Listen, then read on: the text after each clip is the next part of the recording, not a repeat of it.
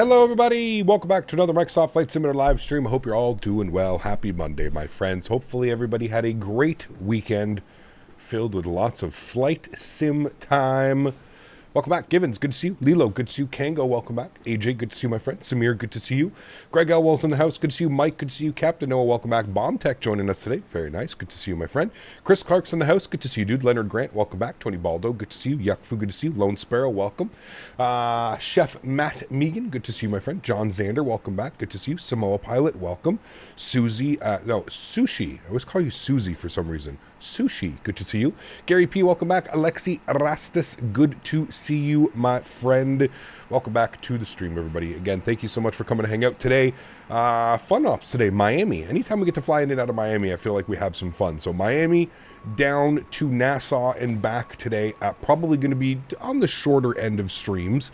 But that's okay. We've had some longer ones this weekend. Had a lot of fun this weekend, actually, doing some Sun Country ops, checking out some brand new Milwaukee scenery. Free Milwaukee scenery, by the way, if you still haven't picked it up. So, Sim Update 15 is delayed. Honestly, at this point, man, it doesn't surprise me. As soon as they announced that it was going to be the last Sim Update before Microsoft 2024 released, I kind of figured that they were going to take a little bit more time to get it done. So, it's really of no difference to me, man. All that means is instead of next week flying the AnyBuilds A320neo, we're probably just going to fly the Phoenix A320. So, really, that's the only thing that changes for me as far as plans for next week. Gorgeous livery today. I think this is one of my favorite American Airlines, the One World livery. Absolutely love this, especially on the 737. It is absolutely gorgeous. I do agree. Odd question. How do you start at the gate cold and dark with Navigraph charts on or SimBrief? So Matt, Navigraph and SimBrief is going to have nothing to do with how you start at the gate. Starting at the gate, when you're at the selection, the gate, the main menu, click on the top right, and then you zoom into whatever airport you want, and you should be able to select gate assignments. Should be fairly straightforward. I can't show you because we're already loaded in. But like I said, once you load into the sim, there should be like whatever this one is here. You click on that, and then at the top left, you can choose your departure airport, and then you just select that. You don't have to do the arrival airport or put in your flight information. Should be, yeah, it should be there. DFD 350. What's the DFD 350? I don't even know what that is. Rocking the old school TWA American livery. Nice. Love that one as well. I'm back again. Time I won't talk too much about random stuff. Sounds good, man. Welcome back. Hope you're doing well. Sweet friends, welcome aboard. Thank you so much. You can obviously see the aircraft is already boarding. Not a very long flight. I think we're scheduled for 37 minutes, 36 minutes down to Nassau today, so it's not a long flight. We're getting up to 21,000 feet. That is going to be our cruise altitude. We'll even see it. It's scheduled between 19 and 21,000, so we'll see what things look like. We may end up leveling off at 19,000 feet. Block time, gate to gate, 1 hour and 4 minutes is what we are scheduled for. I think we're also going to crush that time as well. Did you see Beyond ATC Early Access just launched? I did see that, Lone Sparrow. Yeah. For me, if I'm going to take a look at a program like that, I think it needs to be a little bit more feature rich. I don't have anything against it. If you want a beta test or alpha test or whatever it is for them, sure. I've seen a few videos on it now. I've seen some streams on it. It definitely looks like it has potential. But yeah, I don't know, man. I'm not in a rush to pick it up, especially in like an early access state, right? If that's something that you've been looking forward to, great. I'm sure it's a great program, and I'm sure you're enjoying it. But for me, I'd still rather fly on FTSIM and fly online and have the chance of having like real voices and stuff like that. So yeah. Hey, Cap, what are your thoughts on Latin VFR 340? JK, I hope all's well, brother. JJ, good to see you, my man. Welcome back. I hope you're doing well. I think I've been asked 100 times this weekend alone what I think about the 340. So yeah, I think we're very clear at this point. Just bought Beyond ATC, worth every penny, very well priced. Yeah, I agree with you, man. I don't think that it's like I said, it's just in the whole early access. I'm not interested in another early access product for me. I'll take a look at it when final release and some of the bugs get squashed and stuff like that. Sure, absolutely. Did you forget about the freeware 350? Yeah, honestly, I did.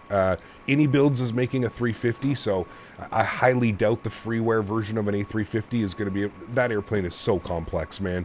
I just, you know, I kudos to the team who's going to develop it and make it for free, sure.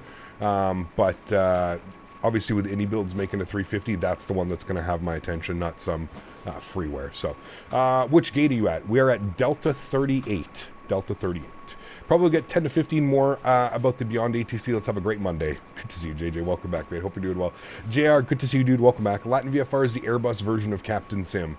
I think you get a little bit more with the Latin VFR aircraft than you do Captain Sim, but like they're not very far off, right? I would categorize Latin VFR, BREDOC, Captain Sim, all those guys. I would kind of, yeah, I would categorize those all the same. Weird, I'm not seeing any aircraft. Are you on the beta of Microsoft Flight Simulator, Atto? I've heard that can be a problem. If you're on the beta version, it can do some weird stuff with model matching. Also, just make sure your model matching is in your community folder. Make sure you do have some type of auto or some type of model matching. Christopher celebrating 23 months as a first-class member. Huge no floaties to you, Christopher. Thank you very much for the support, dude. I really do appreciate you. We are 1 month away, sir. 1 month away from having your 2-year badge standing out in chat with that beautiful golden maple leaf. Thank you for 23 months of support, man. Truly do appreciate you, dude. You'll be flying the AnyBuilds A320neo when Sim Update 15 releases? Maybe. Yeah, probably. I've heard, though, that I guess somebody was saying from Chewy's streaming right now, I believe, that he said that Sim Update 15 is delayed once again. I don't know. I don't know if that's true, or I don't know if I just don't know. That's speculation. Somebody just told me that here in my chat, so I have no clue. I haven't seen any official statement from Microsoft or anything like that, so I would assume we'll probably get one today, maybe tomorrow. I think they would probably put it out today because I think a lot of people are looking forward to it. Nismo, what's up, my man? Good to see you, dude. Tender, good to see you, dude. Will you fly the 340 when it's fully released? Absolutely not. No, Tender, you should know that by now, man. You spent the whole weekend here in the stream. I've already explained it more than I probably should have to explain it. Latin VFR, Captain Sim, Breedoc, all of those airplanes that fall under that category, I'm not interested in flying on my channel, man. There's other content creators that are okay flying those aircrafts. You can go watch them, man. I'm not interested in that type of stuff. No, thank you. Do you know why all the screens and switches in my 737 sometimes completely freeze, but I can still control the plane? Mikkel, it is, I mean, I think they've fixed that bug. Make sure that you're updated. Make sure that you go to the... make sure that you go to the PMDG Operations Center and that you've downloaded the most recent version of the aircraft. I think they fixed that bug. That bug was caused by a TCAS display going all kinds of weird. So hopefully they've fixed that bug. From my understanding, they have. I haven't had that yet. So yeah. Do you see the new Delta Team USA livery revealed for the Olympics? Looks awesome. Curious to see what Team Canada does. Yes, does look awesome. They put on their 350, right, Steven, I think?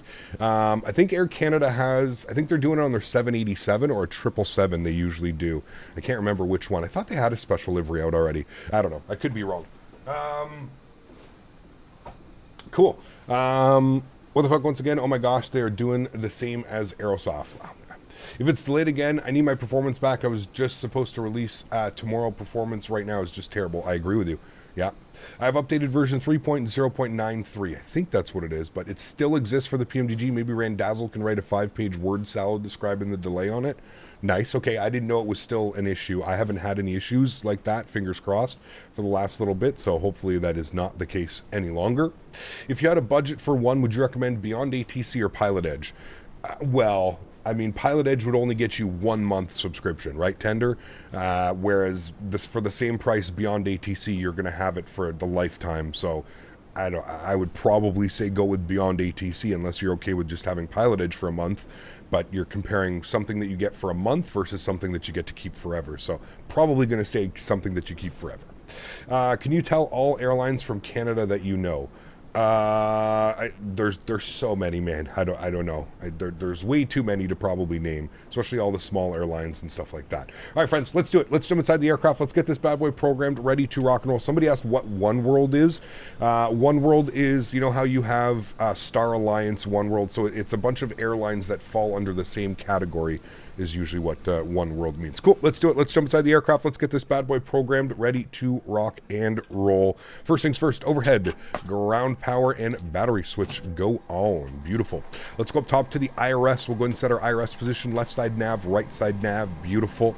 Continue our flows down here. Yaw damper can stay off. We'll get the forward fuel pump on. We're also going to spool up the EPU. Now the ground handling's done, we might as well just get things rocking and rolling, getting ready to go.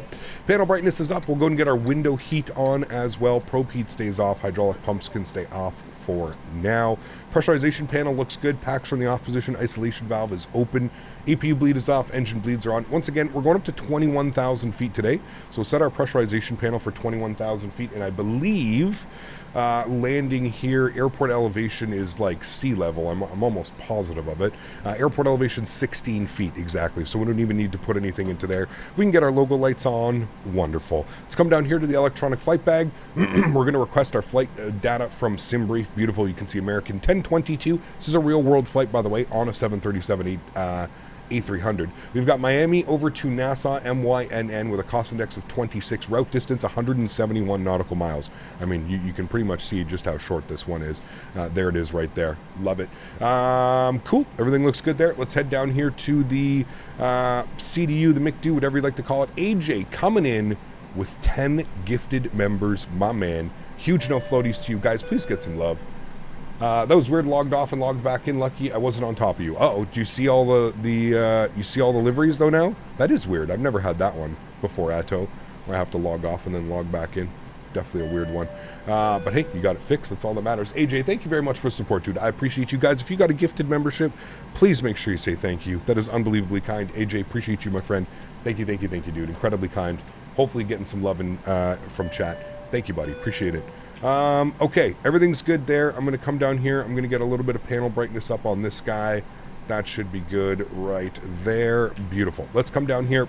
Let's clear that out. Let's go to our FMC tab. Wonderful. Let's go to pause in it. We're sitting on the ground here in Miami. Let's go ahead and bug up that as our reference airport. Let's go to our next page. We'll grab our left GPS. We'll scroll back, we'll set that. We'll go to our route tab, and we're going to do our flight plan request. Hitting that, you can see Miami over to Nassau, MYNN. We're going to select that as a sim brief.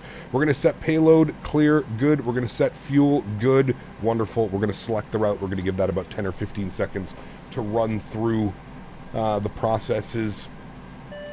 I can see you turned back behind you in a 7.5. Got you. Perfect. What airplane next stream? Next week, we're going to be back in the A320, I believe. I think A320 next week, because then we're going to do some Alaska ops the following week back in North America. Simbrief gave 190. Yeah, Simbrief gave 190 the real flight critique on Flight Radar 24 that is happening right now, or just happened. They went up to 21,000 feet. That's why I said the difference between 19 and 21. We'll see if we can do 21. Well, it all depends on the climb performance, right? All right, let's uplink our route. You can hear the aircraft is boarded now, so we can go ahead and kind of just flow through some things. We'll get the EPU gen on. We'll make sure that our seatbelt signs come on. No smoking chime on. We'll get the EPU generators on. EPU bleed can come on. And because we're in Florida, Miami, let's go ahead and get the packs to auto. We'll get some nice, fresh, cool air for the passengers. And we get our hydro pumps on as well. Beautiful. Erin, what's up, my man? Good to see you, dude. Harold, celebrating 11 months. Says dual barrel roll. Nice. Wish you could, man. Activate and execute that. Thank you very much for 11 months, Harold. I appreciate you. That's incredibly kind, man. Thank you, thank you, thank you. Can you fly the Headwind 330? I could. I'm not going to. I could fly it, but I'm waiting for the Headwind 330 to actually have a custom cockpit. Right now, you fly the Headwind 330 and it looks like an A320. It honestly flies like an A320 as well, so yeah. Why do all the planes have shortcuts for different types of things? For example, speed brake. Just because you wouldn't be able to put speed brake in full, so they have to make acronyms for it. Very common, right? Okay, beautiful. That looks good. Let's go and update ourselves with the weather here into out of Miami. Winds are showing 120 at 12 knots. We could depart on runway 12. Do you guys want to see that? Sure, let's do that. Let's depart on runway 12. Makes for a little bit of a nicer departure, I think. We're going to have the city off on our left side. We're going to be on the Clada 2 departure. Clada 2 out of runway 12 with the Ray transition. And we'll go ahead and execute that. Beautiful. Arrival into Nassau. MYNN weather. Winds are showing 120 at 12 knots, which means that we're going to land on runway 14, chat. We'll probably take the ILS. I think there's an RNAV. Might be a cool RNAV that we can shoot. No. All right. Just take the ILS runway 14, and we'll probably take it from... Where does our flight path take us? It takes us to Ray, and then from Ray, it's almost straight in. So what we'll do is we'll pin this, and then we'll go direct in from Major, something like that. All right, the ILS runway 14, and we'll take it via Major, and we'll go ahead and execute that. Good. If we go to our legs page, we'll make sure we have no discontinuities. After Ray J, we're going to proceed direct Major, and then to Money, and then in for the arrival into runway 14. Perfect. Cool. All of that looks good to me. Let's go to our knit ref. Let's plug in some numbers here. 0 fuel weight. Everything's still in. Fuck. Hold on. PMDG setup, aircraft, equipment, everything's still in pounds for some reason. Window shades, yes, we like that. Did I click on the wrong one? I did. I think we need displays. Yes, we want pounds. Thank you. Or sorry, kilograms. Okay, back down here. 0 fuel weight, 59.5. Excuse me. That's all good. We're going to do our perfinite request. We'll let the aircraft kind of figure that all out here in a second. Big S, what's up, man? Good to see you, dude. Samoa pilot, good to see you, dude. You're about to descend into... nice, very cool. Why do a few of the letters on the computer keyboard of the plane have like an E? Like they're circled like that? It's a good question. I don't know why they're like that. Maybe to just verify because it's close to V or something like that, and the N is close to an M, so that's why they're highlighted to make sure that you don't. I don't know. Or it could be north, east, south, west. That could be what it is as well. That could also be an option. Let's go ahead and load our performance. We'll execute that. Good. 5.4 on the block fuel. Wonderful. We're going up to 21,000. We'll try at least 21,000 on the cruise level. Good. Let's go to our N1 percentage. Hey, wait, hold on. Okay, that's good. N1 percentage today, and we'll have to go back to our electronic flight bag to read some numbers out of this guy. Let's go to our performance tool, Miami. We're departing out of runway 12. We'll go ahead and import our aircraft weights. Good. We'll flip that over to kilograms. Tow weight 64.9, tow weight 64.7. We're so close. Perfect. Let's import the live weather, and we shall go ahead and calculate our V speeds today. There we go. Flaps are 5 degrees. We're doing a D-rated takeoff to takeoff 1 with a 42 degrees cell temp, and our N1 is going to be 92. So takeoff D-rate, 41 degrees. Good. Go to our takeoff page. Flaps 5 degrees, CG weight 25.3, 25.3, flaps 5 degrees, cell temp, is 42, whatever, we use 41, that's perfectly fine. 39, 40, 46, 39, 40, 46, beautiful. Everything is done there. I'm happy with all of that. That looks good to me. Let's go to GSX. We're going to prepare for pushback and departure. Good.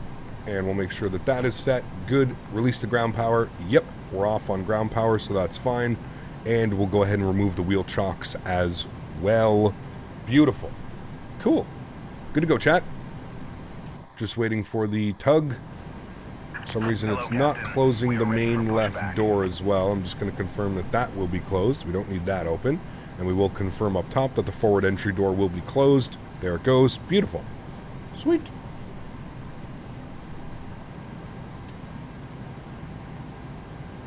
Well, on Xbox, then I'm sure pilots know the directions. I don't know. Oh, why to box them? I don't know. Sometimes the waypoints are coordinates, so you have to use the compass directions. That makes sense, Evan. Good to see you, mate. Erin, what's up, dude? Good to see you, mate. You're going to join for the return. Sounds good. How do you steer on the ground with the yoke? Note with your rudder pedals. Rudder pedals, or if you have a tiller. Tiller would be a great way to do it as well. Let's brief our departure here very quickly, chat. So we're going to be on the Clada 2 departure, which has the Ray J transition. Initial climb is 5,000 feet. So we'll bug up 5,000 feet. Be good pilots here, just in case like ATC comes on or something like that. 5,000 feet initially.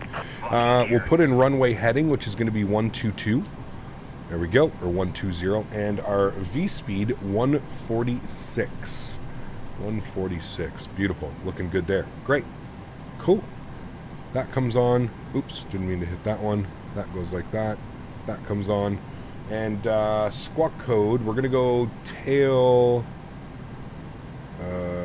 left, nose right. Release the park brakes. Good. Auto ATC gave me a squawk code of 4616. Let's start the block time on this guy. Good. 4616 is what we're doing.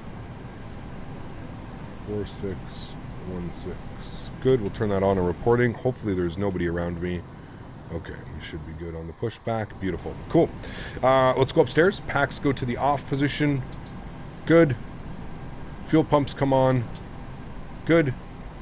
And we'll go ahead and spool up engine number 2. Anti-collision light is on as well. Thrustmaster Tiller when Aerosoft 330 releases. Yeah, I don't know, man. I think you have to remember, guys, it takes a lot of, like, if you're a major company, it takes a lot of time to, like, develop something and put it through its tests and of course, find the right tooling. And it's a very slow process when it comes to, you know, these major companies making add-ons for the sim. So I think they've confirmed that they are making one, but I honestly, I can't give you a date, right? I have no clue. No clue. Why do you have eyebrow windows on your plane? Put exclamation point, chat, what's the command for it? Is it eyebrow? Exclamation point eyebrows, I think it is. Cam, what's up, my man? Good to see you, dude. There you go. Exclamation point eyebrows. Gap, how do you find out your cost index? Jake, it's on SimBrief. If you look at your SimBrief flight plan, you should see a cost index. Usually it's right here. Cruise profile, cost index 26. Ooh, there's an American airplane departing right behind us. Let's go ahead and get our park brake on. Good. Engine number 1 over the ground. Start valve open. EGT is good. And N2 percentage on the rise.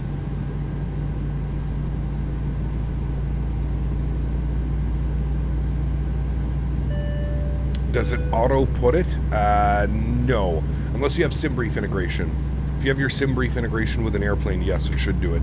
Introduce fuel number 1. Dom, good to see you, man. 17 months. I forgot the 17 months getting closer to the 2-year badge. Oh, baby. Thanks for support, Dom. Appreciate you, man. Huge no floaties to you. Hope you had a great weekend and a great start to the week, man. Happy Monday.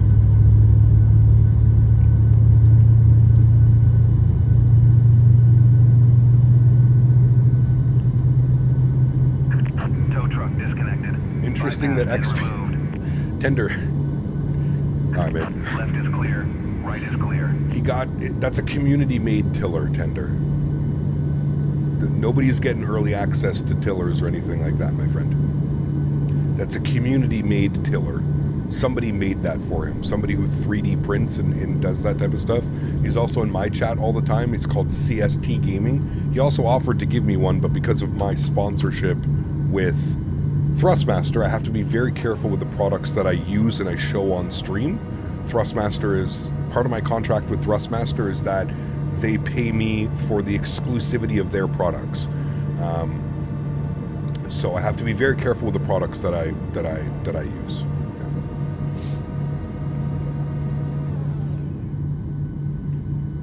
What I meant is, SimBrief, did you put that cost index or did... Oh, it gave it to me automatically, Jake. And I mean, some airlines use set cost index numbers. I just usually go with what SimBrief gave me, and then I can change it out if I need to change it out.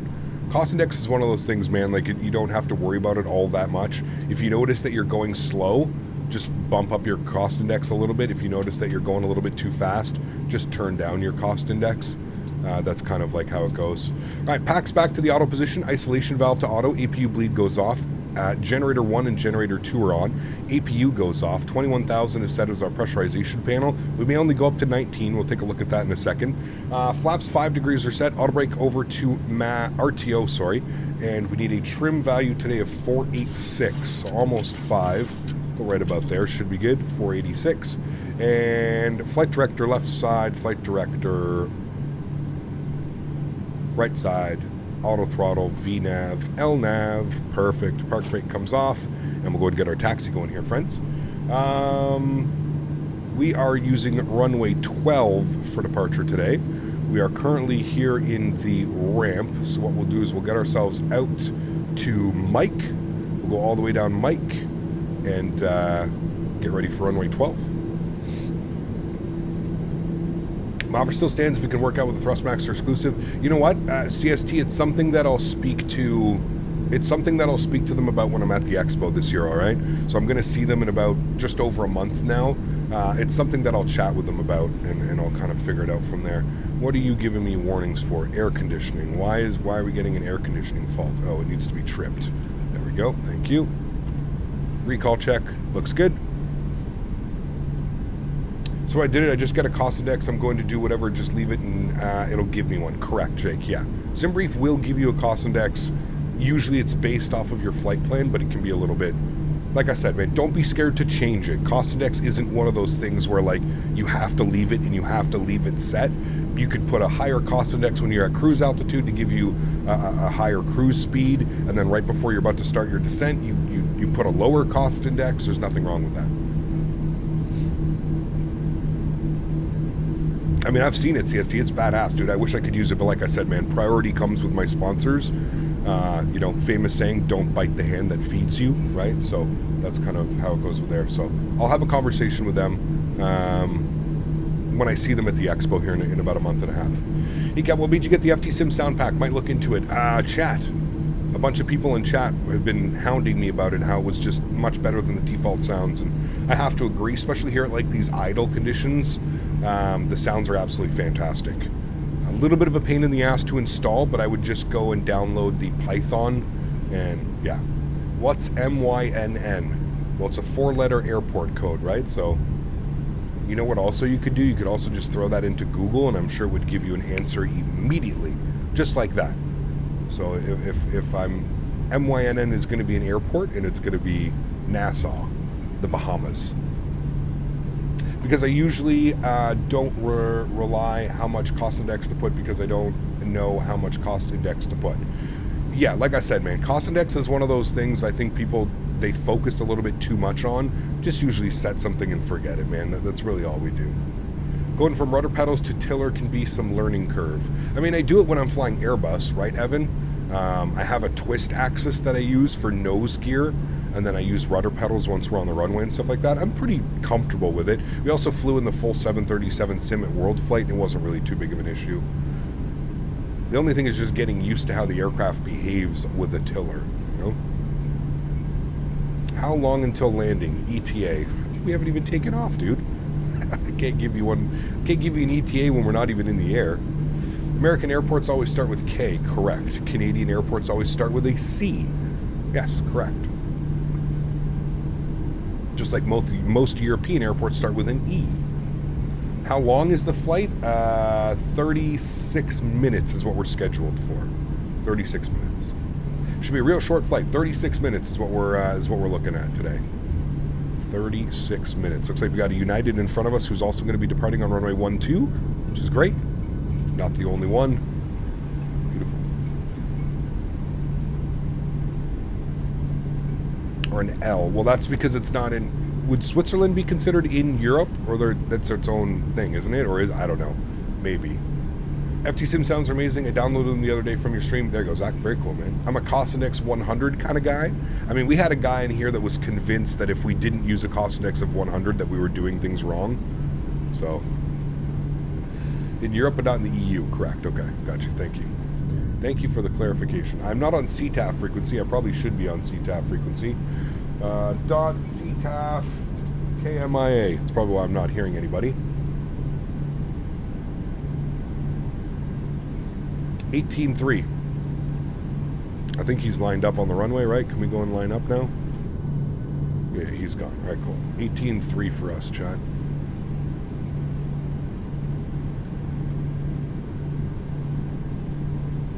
Bad boy not being on CTAF. Miami traffic, American 1022 lining up runway 12, Miami.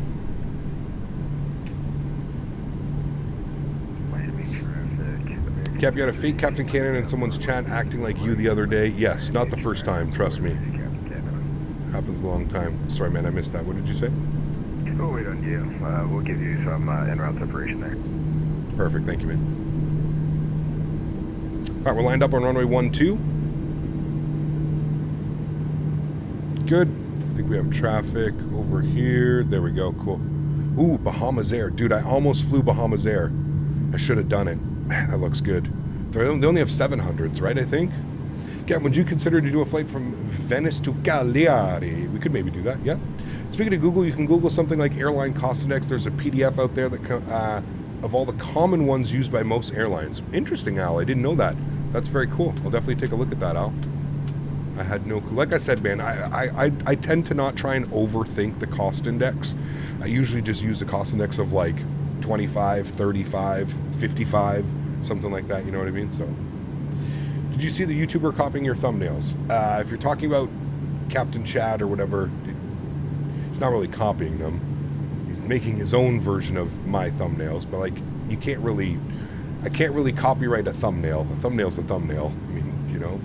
Does vPilot give you the CTAF frequency? Yes. If you put in you go .ctaf, and then the airport, KMIA, or whatever airport you're departing out of. And then it'll give you the CTAF frequency here. CTAF frequency is 18.3, it says. That's how that works. That is how that works. His theme is identical to yours. Again, I can't copyright a thumbnail, right? So, what is CTAF? It's if nobody's online. Are the cockpit textures part of the livery? No, these are the wear and tear mod on FlightSim.to.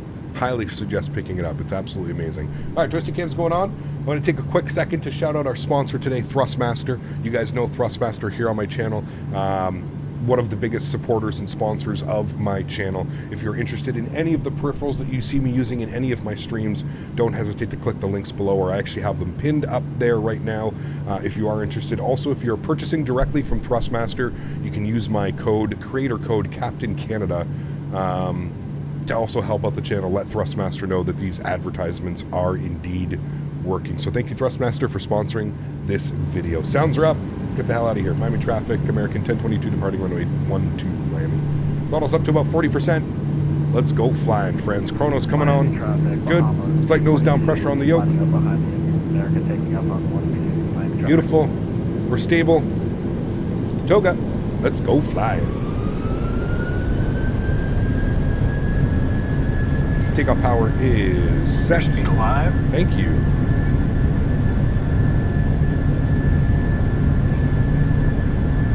Knots.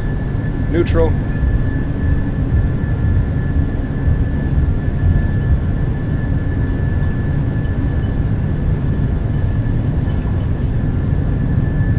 Rotate.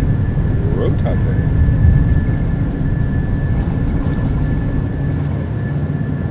Positive rate of climb. Gear up. Match our flight directors.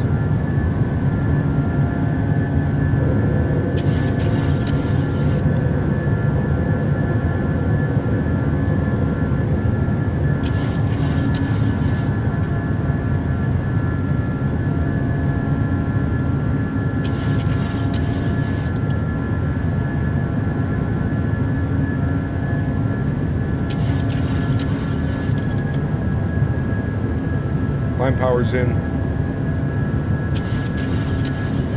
We're going to bug up our cruise altitude. 21,000. There's 210. We'll follow the flight directors. Flying right over top of downtown Miami. Look at it down there. Incredible. So cool, man. Go flaps up, position 1.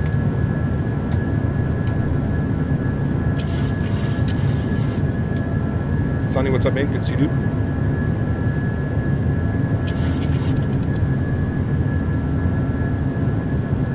Let's go runway turnoffs, taxi lights, and wing lights to the off position. Good. Auto brake goes off, and we'll lock our gear. And we're going 210, flaps clean.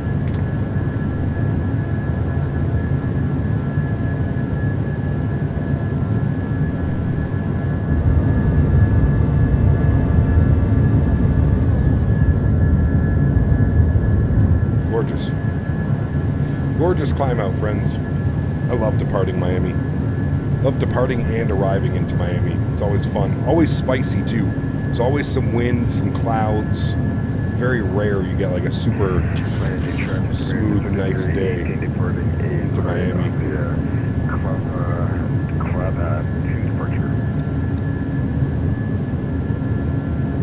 Again, following our flight directors through 5,000 feet now. Thanks, RJ. Appreciate it, man. It's not hard when you're departing Miami, man. You just have these beautiful views. There's the Port of Miami down there.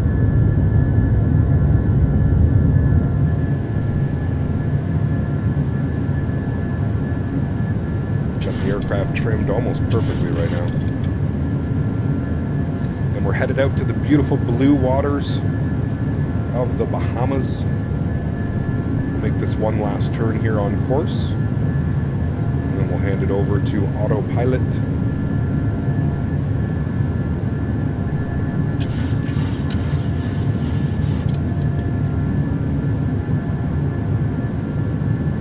There we go. 7,500 feet, speed 250. Autopilot 1 is on. I'll bring you guys back up into the flight deck. We can bring the sounds back here just a little bit, and we'll enjoy the coastline disappearing on us as we head out to the Bahamas. Fly Tampa making a Miami scenery? I have no clue. Have they ever done a Miami? I don't know. Hey, Gap, do you know what I should do with the 737? Because all the screens are black and the cockpit is frozen with no buttons working. I've checked for updates and uninstalled and reinstalled. Something's not working correctly then. If it's still doing it after an uninstall and a reinstall, something's blocking it. I don't know what would be causing it. I don't know if that's... Could your antivirus or like Windows Defender be blocking it somehow? I don't know, man. I've never heard of that continuously doing it. How does your N1 automatically turn on? Because you hit the toga button. This little screw right here, see how it goes to like a pointy finger?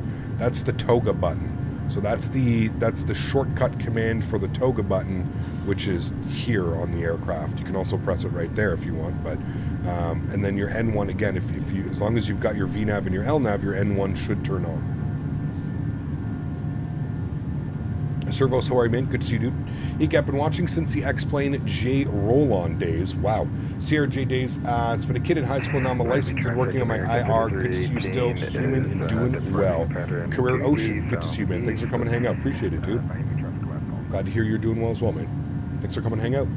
Yeah, can you please suggest any websites or app which tell me which runway the flight will take off and land?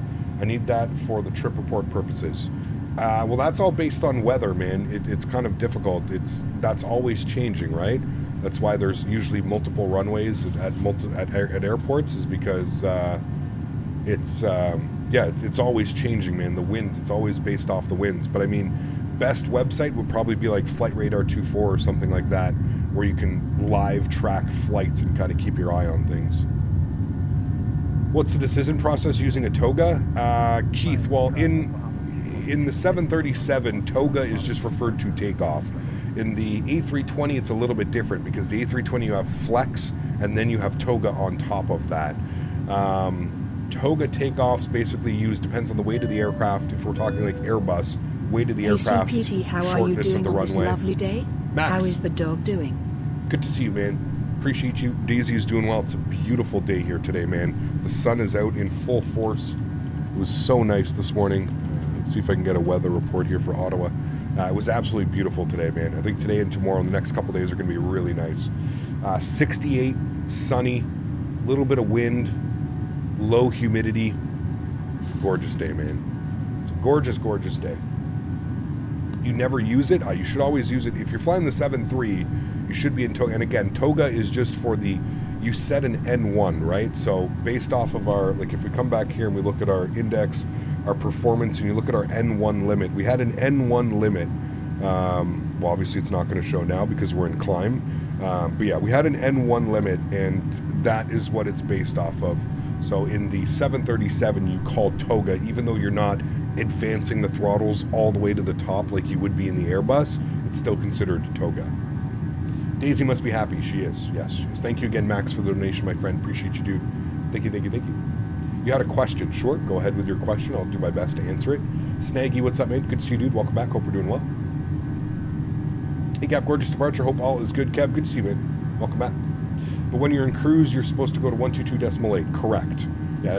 Anytime you get away from like the vicinity of the airport, you would switch yourself over to Unicon. Correct. You can already see the Bahamas coming into play here. We've got the water masks out there. Ooh, baby. Tell me that doesn't look good, chat. Sanders, what's up, my friend? Good to see you, dude. Welcome. Hope you're doing well, buddy. Snaggy, welcome back to business class. Thank you for your support, my friend. I appreciate you. Huge no floaties to you, man. Thank you, thank you, thank you. Incredibly kind.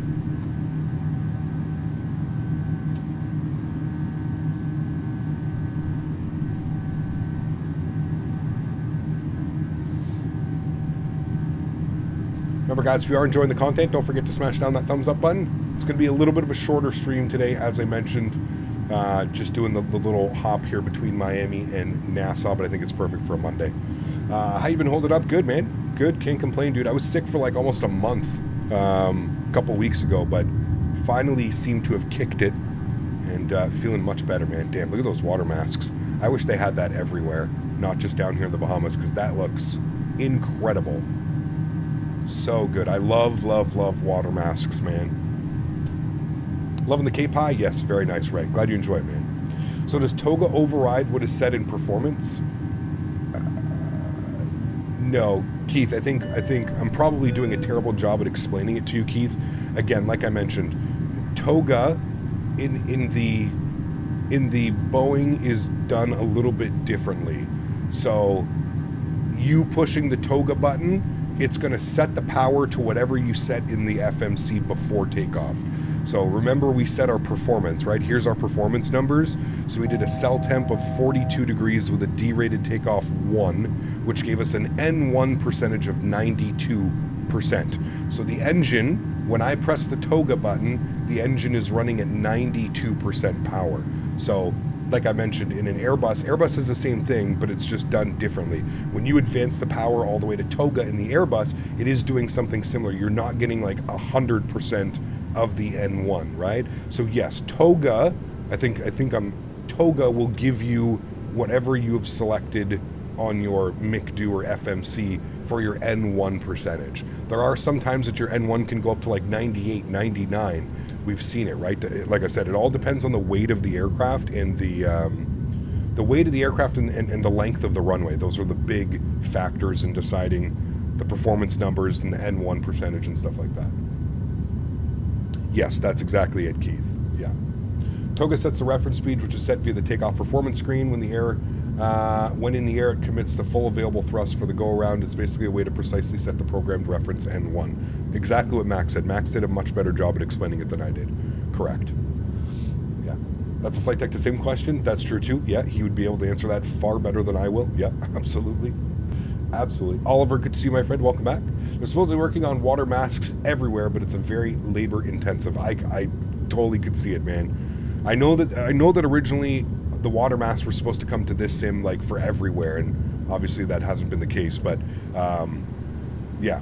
All right, top of descent, chat, is in a whopping 20 miles. You can't make that up. So we're going to go to our forecast. We're going to request our descent winds. We're also going to update the weather here and just see if anything's changed into Nassau. Winds are still blowing 120 at 12 knots, and we have a 3006 on the altimeter. So we'll go ahead and bug that up, and we'll select that as well. Beautiful. 28 degrees. What a beautiful day down in Nassau. Scattered clouds at 2200, so really nothing to worry about. And then we've got our load, we've got our winds, so we'll go ahead and load those up now, and we'll execute that, and we'll just have a quick little look-see here. May change our descent, 16 miles for our descent now. So not much has changed, but look at the water down there, chat. Oh, baby. I just noticed others using it on every takeoff. Noted, and thanks for the info. There you go, man. You just didn't notice others? Interesting. Most people should be doing toga, unless they're setting their thrust automatically, or sorry, manually, which I guess you could also do. You could just advance your throttle levers until like you see like the, you know, it always shows up like here, right? It's always going to be like a little green, almost looks like a Y. That's like what you would match your throttles to. But again, it's always much easier in my opinion to just hit the toga button, right? Okay, altitude, we got to get down here. So we are intercepting at 2,000 feet at money. So we're going to bug up 2,000 feet. The aircraft knows we need to be 2,000 feet at money. So we'll go and insert that so we can start our descent. We'll also have a quick, I can't get away from these beautiful wing views. I mean, look at that, dude. Hold on, I got to get a picture of this, chat. Let me get a proper picture.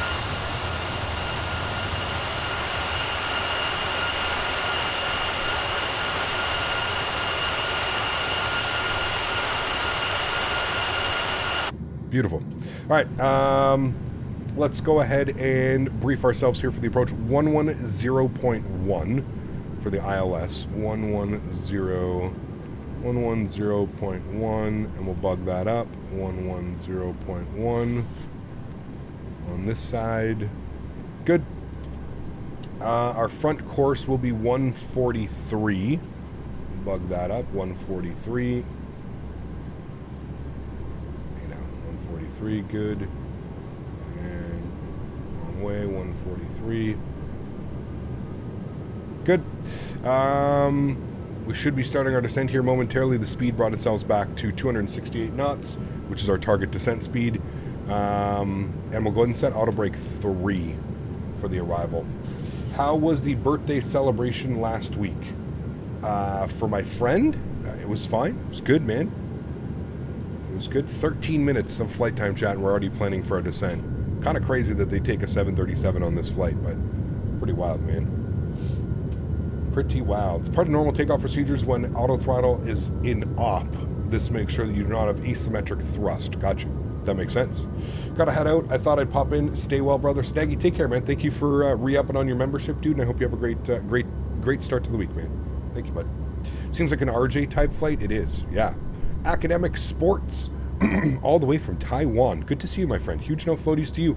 Thank you for supporting the streams. That is incredibly kind. I really appreciate that, man. Thank you, thank you, thank you. Chat, let's get some love in chat for academic sports. Showing the love, man. Thank you, dude. Appreciate you.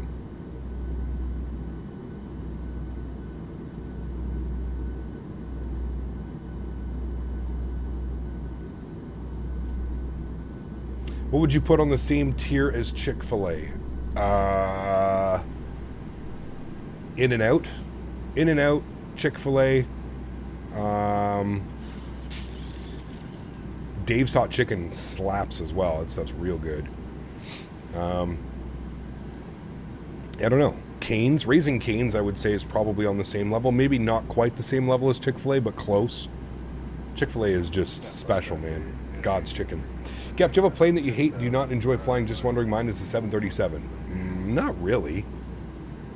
In-N-Out is so mid? No, don't be like that.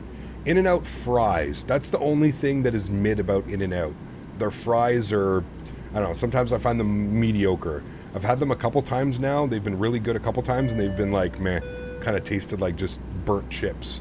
I like In-N-Out. In-N-Out is definitely one of the better burgers that you can get, like fast food burgers, especially for the price, man. It's like $5 for like a double animal style. Come on, where else are you going to get a deal like that?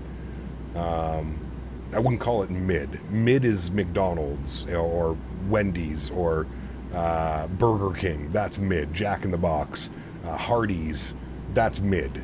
In-N-Out is definitely S tier. Same with like Shake Shack, Five Guys. That's all top tier. Top tier burger. Top tier. 3006. Let's bug that up. 3006. Good. Got that bugged up on our left side. 3006 on our right side. Good. Five Guys is getting overpriced. I mean, Five Guys has always been stupidly expensive. At least here in Canada. I don't know where you guys, but I mean, it's been $12 for a burger here at Five Guys for probably the last 5 years. It's insane. It's insane. You go for two people, it's $50. Two small fries, two burgers and like a drink or something, $50. What? My buddy not too long ago was like $46 or something like that, and we got two burgers, a medium Cajun fry, and two drinks. And it was like $50, $46 or something like that. Crazy. I can get a burger cheaper at a sit-down restaurant. Then where? In-N-Out? I don't know about that one. Maybe in the States, not in Canada, that's for sure. Have to take out a second mortgage to afford Five Guys. It was the best chicken tender restaurant in Canada. We don't have a lot of good ones. Probably Mary Brown's. Mary Brown's is like one of the only ones that like actually like makes proper tenders. The rest are just like frozen meat slurry cocktails. Although Wendy's does make decent chicken. Wendy's chicken sandwiches, spicy chicken sandwich and stuff, actually decent in Canada. Chubby chicken from A&W is also pretty good, but again, I feel like it's just a little bit more... A&W, in my opinion, has gone downhill a little bit lately. Used to be really good, but I find a lot of their stuff is like way too processed now. Popeyes is good. Popeyes would be good too. Popeyes tendies are actually, they slap. Popeyes is good too. How many pounds of wings did you eat last Thursday? I don't know if I'm really willing to disclose this. I would like to point out that I did not eat all day. You guys know that. I woke up, I had breakfast at 11 a.m., and that's the only thing that I ate. By the time we went to go get chicken, I had 5 pounds of chicken wings. It equaled, I forget what it was, 54 wings or something like that? 54 wings because I ended up taking some from my buddy who couldn't finish his. Bro, I was on a mission. I was on a mission, chat. I had 5 pounds of wings, 3 rum and coke. 3 single rum and cokes. It was pretty good, man. It was pretty good. Dude, it cost me $25 for 5 pounds of wings. $25, and then it was an extra $15 for the rum and cokes. Yeah. Professional. What the girlfriend thinks? She wasn't there. She'd probably be proud of me, though. She's like, attaboy.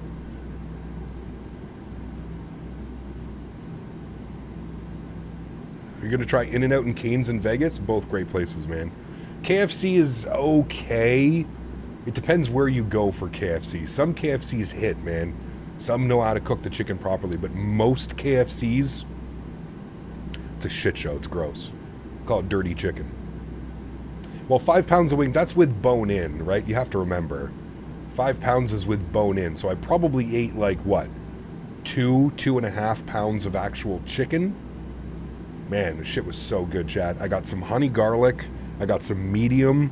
They had some other one. It was like it was suicide and honey, not honey garlic, suicide and honey mix. So their suicide sauce mixed with honey. It was so damn good. I had 2 pounds of that. No, it's not Wild Wings. It's a local place. It's not a chain. It's just like a local restaurant. And they have $5 pounds of wings every Wednesday and Thursday. White Castle chicken sliders? Chicken sliders? I don't know about that. Can I trust White Castle chicken sliders, chat? Look at that view. My goodness. This is why we fly to the Bahamas, chat.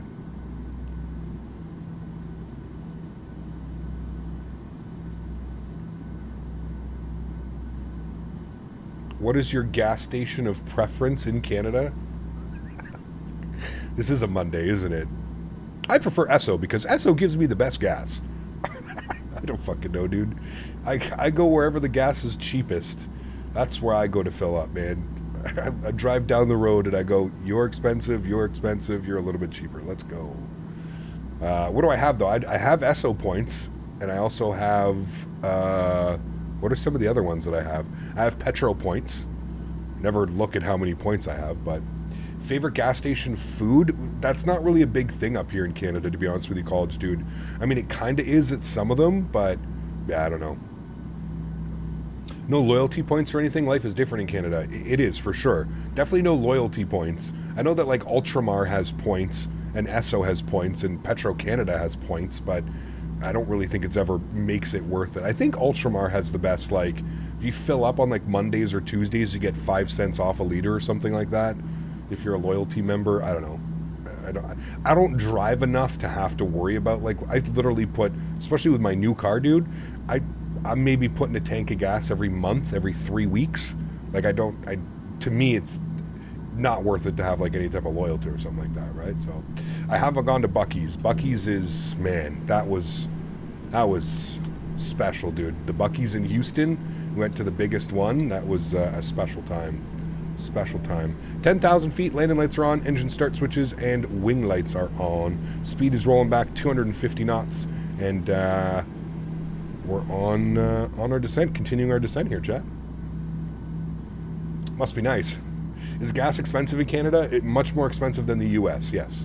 Unless you live in California. Then we're almost paying the same. Do you generally use PMDG Ops Center liveries, or is this a FlightSim.to? This is a FlightSim.to. Yeah. You find Canada fascinating? Listen, man, we're more and more, we're becoming more American. There's not a lot. The biggest differences between the US and Canada right now is probably just the food, like the fast food and that type of stuff. You know what I mean? I'll bring as much jerky to Vegas as my wife will allow. Oh, Skyworker, you're a savior, dude. You already know what flavor to bring. I don't need any other flavor, my friend. You bring cherry wood, the cherry smoked. What is it? Cherry wood smoked, whatever. Man, in Europe, gas costs about €1.80. Here, we're about $1. What was it the other day? $1 like 69, $1.71. Yeah. Do you drive in kilometers per hour? We do, yes, because we don't use freedom units like you crazy Americans down there. Are you a sunflower seed? Used to be, Zach. Haven't in a long time, dude. When I used to play baseball, yeah, it was all about it. It was over 229 here in Vancouver recently. What the fuck? That's insane, dude. Yeah, the highest it's been was like $1.85. And that was like when the, you know how it does it every year, that like spring into summer kind of does that. $1.85 was the most expensive. I think, like I said, $1.68 last night or something when I went out. Are Canadian Airlines flying with kilograms instead of pounds? I believe so, yes. I believe so. I don't know, though, entirely. I could ask my friend. Flies the 737 MAX, but I don't know. I think they use kilos. I'm in Kelowna now. It's been sitting at about 174 for a while. Jumped from 149 less than the weekend. It's crazy, dude. He drives in kilometers an hour, but thinks joints per hour. 100%. Not driving, though. I don't smoke and drive anymore. I used to all the time. I haven't in many years. Highest is £2.30. Jesus, dude. Do you bake pumpkin seeds when you carve your pumpkins for Halloween? I haven't carved a pumpkin for Halloween in probably 15 years. $1.47 at Costco here at the moment. It's not bad. Not bad at all. Cap, do you know what plane and airline you're taking to Vegas? I'm on a Delta A321 Atlanta to Vegas. I am on Porter, flying on their Embraer E2. Ottawa, Toronto, Toronto, Vegas. And then the way home, I'm on a WestJet. WestJet Max 8 from Vegas to Calgary, and then a 737-800 or 700, I can't remember, from Calgary to Ottawa, direct. Red-eye, overnight flight. Are most Canada destinations in the U.S., or do they fly more to Canada? Depends. No, there's a lot of in-between. Canada's huge, remember that, man. I mean, if you're to go on an airplane, it takes 8 hours, 7 hours to fly across the country. Yeah. Red eyes are so tough. Do you know what's crazy, Sonny? I have never once flown on a red eye, and I actually purposely purchased this red eye for the fact that I want to fly on a red eye because I've never flown on one. I figured it would be cool. I figured it would be a great time to get like a seat upgrade as well, because how many people are going to be doing a red eye flight on a Wednesday from Calgary to Ottawa? You can't really think that many, right? So, yeah, we'll see, man. Like I said, I did it on purpose. I depart Calgary at 1 a.m. Mountain Time, and then I land back home at 7 a.m. And then I'll get into my car, I'll go pick up Daisy, and I'll probably go home and die and sleep the entire day and probably mess up my whole sleep schedule, but it is what it is. I would go to Vegas for the expo, but being in the UK, it's quite far and quite pricey. Yes, it is. It is. I know a lot of the people, the UK guys do come to the event, but you are correct in thinking that it is very expensive. You're 100% correct. All right, speed down to 220. I'm going to throw out some ground spoilers here. Takes about a day to get your cycle back in rhythm. Yeah, no doubt. And I'm going to be all messed up too, right, Sonny? Because I'm going 3 hours back. So I'm going to land. It's going to be 7 a.m. local time, but it's going to feel like 10 a.m. to me. So that's another thing that I'm trying to balance, right? So only red I've ever been on was a Transcon, and I ended up with an entire row to myself. I'm telling you, dude. That's one of the benefits, right? The fiance's mom actually suggested the red eye. She loves doing the red eye. She's also a night owl, but she loves doing the red eye, and she was saying that you usually end up getting a free seat upgrade or doing something because it's just the plane is so empty. You know what I mean? Two Wicked, 16 months. Appreciate you, dude. Huge no floaties to you. Thank you very much for supporting the streams. Very, very kind of you, my friend. Appreciate it, dude. Thank you so much. Maple syrup and freedom unit math is correct. Gas here is about 109 CAD a liter where I'm at in the US. That makes about sense, Keegan. Yeah, that makes sense, man. Like I said, it's significantly cheaper in the US, in most US cities. The key word there is most US cities. It's cheaper, right? James, what's up, my mate? Good to see you, dude. Welcome back. Happy Monday to you, sir. Hope all is well. I would do SFO to IAD several times back in my college days, and then a regional jet back to Rochester. That shit sucked. Yeah. That one I could probably live without. VREF speed tonight, chat, 151. Wind's basically blowing right down the runway. We've got the runway right out here in front of us. So we've got our localizer armed. Good. And we'll arm our approach. And I'm going to bring my speed back to 190 knots. And we're going to go directly to flaps 5 degrees. We're about to intercept glide slope. There goes glide slope. Beautiful. Can roll my speed back to 180. We're 13 miles out, so we don't need to worry about too much drag or getting the gear out quite yet. We'll wait till we hear the 2,500 foot call out. Speed's good at about 190 knots right now. It's good. Do you prefer name brand syrup like Aunt Jemima, or do you prefer natural maple syrup? Natural maple syrup all day long, man. All day long. Table syrup, under certain circumstances, sure, you can do that. But as a Canadian who grew up eating like proper maple syrup, it's tough to beat proper maple syrup, man. Especially if you get like the dark roast. Oh man, it's so good, dude. So good. When was the last time you went to Europe? I was 18 years old. So 17 years ago, I went to Europe. I'd love to go back. I need to go back, to be honest with you, man. I'm thinking if like this whole FS weekend, or they bring back like Cosford or something like that, I may make a trip out there to go to that. I think that would be kind of cool. You prefer the sugar rush? Nah, I mean, it's just corn syrup, dude. Modified corn syrup and shit. It's awful for you, man. Awful. Speed 170, gear down. Ooh. Very nice. Cool. Let's go flaps 15 degrees. Like the little bit of like dirt that's on the wing here too. I think it's part of the livery. It's nice. High fructose corn syrup. Cancer in a bottle, as I like to say. 151 flaps 25 degrees. Ground spoilers are armed. I'm taking control of the throttles. Good. And we're going flaps 30, which will be our landing flaps. And 151 on the VAP speed, looking good. About 2,000 feet. I mean, chat doesn't get any more beautiful than this. I'm going to throw the joystick cam, yoke cam on. Again, would like to shout out Thrustmaster for sponsoring this live stream. If you guys are interested in any of the peripherals that you see me using, there's links above and links below in the chat. Thank you, Thrustmaster, for the continued support through 2024. And if you didn't know, chat, we're going to be doing some cool giveaways down at FTSIM Expo this year. You're going to have to come to the Thrustmaster booth. I'm going to have a bunch of giveaways for you guys. We're going to be giving away a TCA Captain Pack, Boeing, and a TCA Airbus Pack. Top three winners of our, or the top three of our landing challenge are going to be the ones getting to choose what they would like to bring home with them. So do make sure you come say hi to us at the Thrustmaster booth at FTSIM Expo. I'm not exactly sure where the booth is going to be this year yet, but also the winds were supposed to be blowing right down the runway. I'm getting a 17 knot crosswind, by the way, right now. So that'll make things a little bit more interesting. What were the winds? Have they updated? 120 at 11. They should be blowing right down the runway. Obviously they're not. We can 1,000. very clearly see that they're not blowing right down the runway, so this will be fun. A little bit spicy. I'm already getting blown off the runway.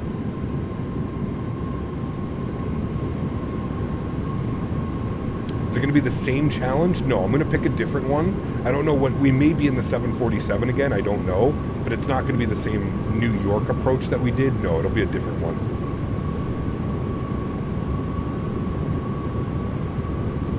All right, there we go. Now the wind's kind of correcting itself a little bit. 120 at 15 knots, a little bit more down the runway now. Looking good.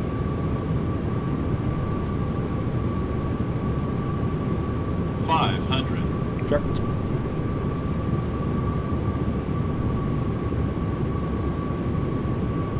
Aircraft feels good, trimmed out nicely. 300. A little bit high on the slope. We'll bring that nose down. 200.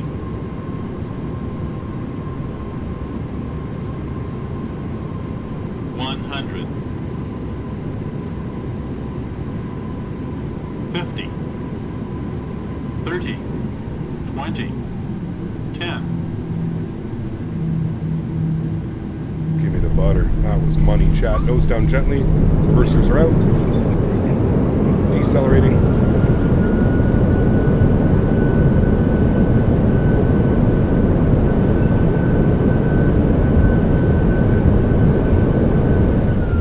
Reverser stowed. Ladies and gentlemen, welcome down to Nassau. That was a nice one.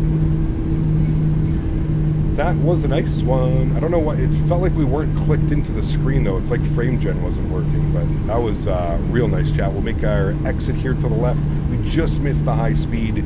I feel like that's just because the PMDG auto brake system is basically useless. It pretty much does nothing. I can't be the only one that notices that, but the PMDG, the 737, the auto brakes do like literally nothing. Unless you're on max auto brake, I feel like that's the only time that they do anything. But that was real smooth. I'd actually love to see a replay of that one. Felt like we were coming in a little bit spicy, but it was real nice. Real nice, friends. Cool, ground spoilers up, flaps clean as well. Ladies and gentlemen, welcome to the Bahamas. Love flying into Nassau, dude. This is such a cool route. 34 minutes on the flight time, friends. I mean, come on. If it doesn't get any better for like a little practice flight or like a commercial test or something like that. Damn, so much fun. So much fun. Landing lights coming off. Taxi lights on. APU spooling. Engine start switches off. Strobe lights off. Wing lights off. Good. Are you on TAA for anti-aliasing? I am, Esrito. Yeah. Took you longer to set up than it was to fly. not wrong. You're not wrong. Gate assignments today. I don't know if it's still available, but we'll have to have a quick little check here. We're looking for Charlie 42. That's where the real aircraft parked. We'll see if we can grab that one. Charlie 42. I don't think it's actually named Charlie. I think we just have to find 42. No. There we go. Cool. Academic Sports, thanks so much for support again, man. Dropping some more love all the way from Taiwan. Taiwan, right? Thank you very much, Academic. I appreciate you, dude. This is awesome landing cap. Butter. Thank you, man. Appreciate you, dude. Glad you enjoyed that one. That was a sweet arrival. Very, very nice. Chat, if you haven't done so, don't forget to smash down that thumbs up. I believe that butter deserves some thumbs up. Ooh, just had a nice United landing as well. Or no, it's American A320. Nice. That looked real smooth, too. If you haven't smashed down that thumbs up, chat, please don't forget to do that. If you're just hanging out today, show some love to the channel, spread some awareness. Are we doing 3 legs today since super nice, since short legs? No, just 2 legs today, man. We've had a little bit of, we had a long weekend. We did a super long stream, not super long, but it was almost 5 hours on Saturday. We had a long one yesterday at almost 4 hours. Just kind of chilling today, man, having a nice easy Monday. The flight was good. Yeah, we just absolutely buttered it into here. What was the landing rate on that one, chat? It was 127 foot per minute, 1G, and a 1.4 degree left side slip. Perfect. 142 knots by the time we touched down. Absolutely perfect. Currently in Taiwan for holidays, but we'll be heading back to Singapore tomorrow. Got you. Very cool, man. Well, enjoy your holiday. Thank you for the support. Glad you're able to hang out. What time is it for you? It's got to be like late. Awesome landing, Captain Butter. Thank you. Appreciate you, man. Glad you enjoyed that one. That was a good one, chat. Like I said, you got to give me, you know, we went and flew the Airbus for like 2 or 3 weeks, right? Sorry, we flew the A300 for a week. Then we flew the A320 for 2 weeks. Then we jumped back into the 737. So it takes a little bit to get used to these planes again, right? Because they all fly so differently. APU gens are on. Good. We'll get the bleed system on. Good. Kill that out. Good. We'll go up top. We'll get APU gen on. Good. Dual bleed is on. That's fine. Do you prefer Airbus or Boeing? I enjoy them both, man. I really do enjoy them both. I don't know if I could give you like a, this is my favorite. I just don't really have one. It's fun. I think it's a good challenge to challenge yourself with both. They're very different. Flying with a yoke and flying a 737 is a very different feeling. It is much more hands-on, if you will. But I absolutely, as a pilot that enjoys like glass cockpits and advancements in technology, the Airbus it's a Cadillac, dude. It's just, you know, it's like the Airbus series was meant, it was designed by pilots, whereas like the 737 kind of sometimes feels more like it was designed by engineers. The Airbus series is just, it feels like a pilot's plane. It's the best that I can describe it. I don't even know if that's a really good explanation of it. Isolation valve is open, APU is on, gens are on, bleeds are on, engine number 2 is off, engine number 1 is off. Let's get this bad boy in a turnaround state. Got our hydraulic pumps off, probe heats off, yaw dampers off, fuel pumps off, seatbelt signs off, anti-collision light off. Ladies and gentlemen, welcome down to Nassau. We'll go ahead and deboard the aircraft here. Nope, didn't mean to do that. Sorry. Restart the Pootow script. I hit boarding instead of deboarding. I think the jet bridge is attaching. There goes the jet bridge. Good. And then I'll go to GSX and I will request deboarding. There we go. Good. Cool. Deboarding happens now. Sweet. All right. Awesome. Good first leg, friends. Don't forget, we're going back. No, jet bridge. What are you doing? Hold on. I screwed all this up. What was your favorite type of Boeing? Probably the 737, to be honest with you. I think it's probably the one I'm most comfortable flying. Deboarding requested. Okay. I messed it up with the jet bridge. There we go. Now the deboarding has been requested. Now we're good to go. Okay. Good. Cool. Watch the deboarding process here, chat. And we'll get set up for the return leg. We are flying back to Miami. Oh, you know what we forgot to do? We forgot to stop our block time. What was block time? 51 minutes. I knew they were crazy thinking it would take us over an hour on the block time, but there we go. Block time, 51 minutes. Beautiful. What's going on with the right engine animation? It looks like it's just taking forever to spool down. No, we do not need ground power. That's all fine. Passengers are deboarding now. Good. Sweet. Cool.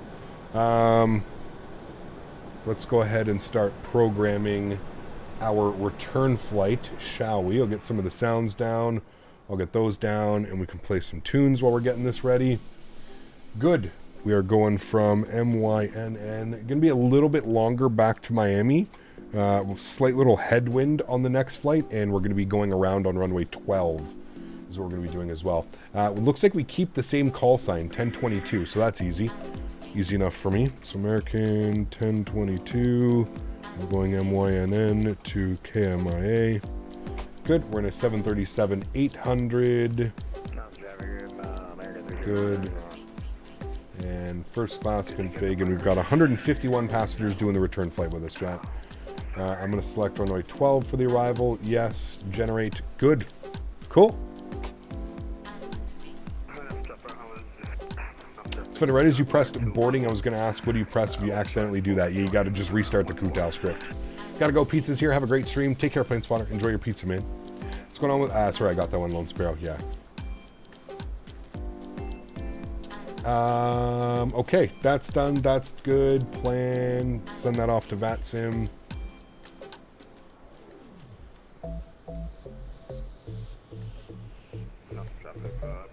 Got us going up to 24,000 feet for the return flight. There you go.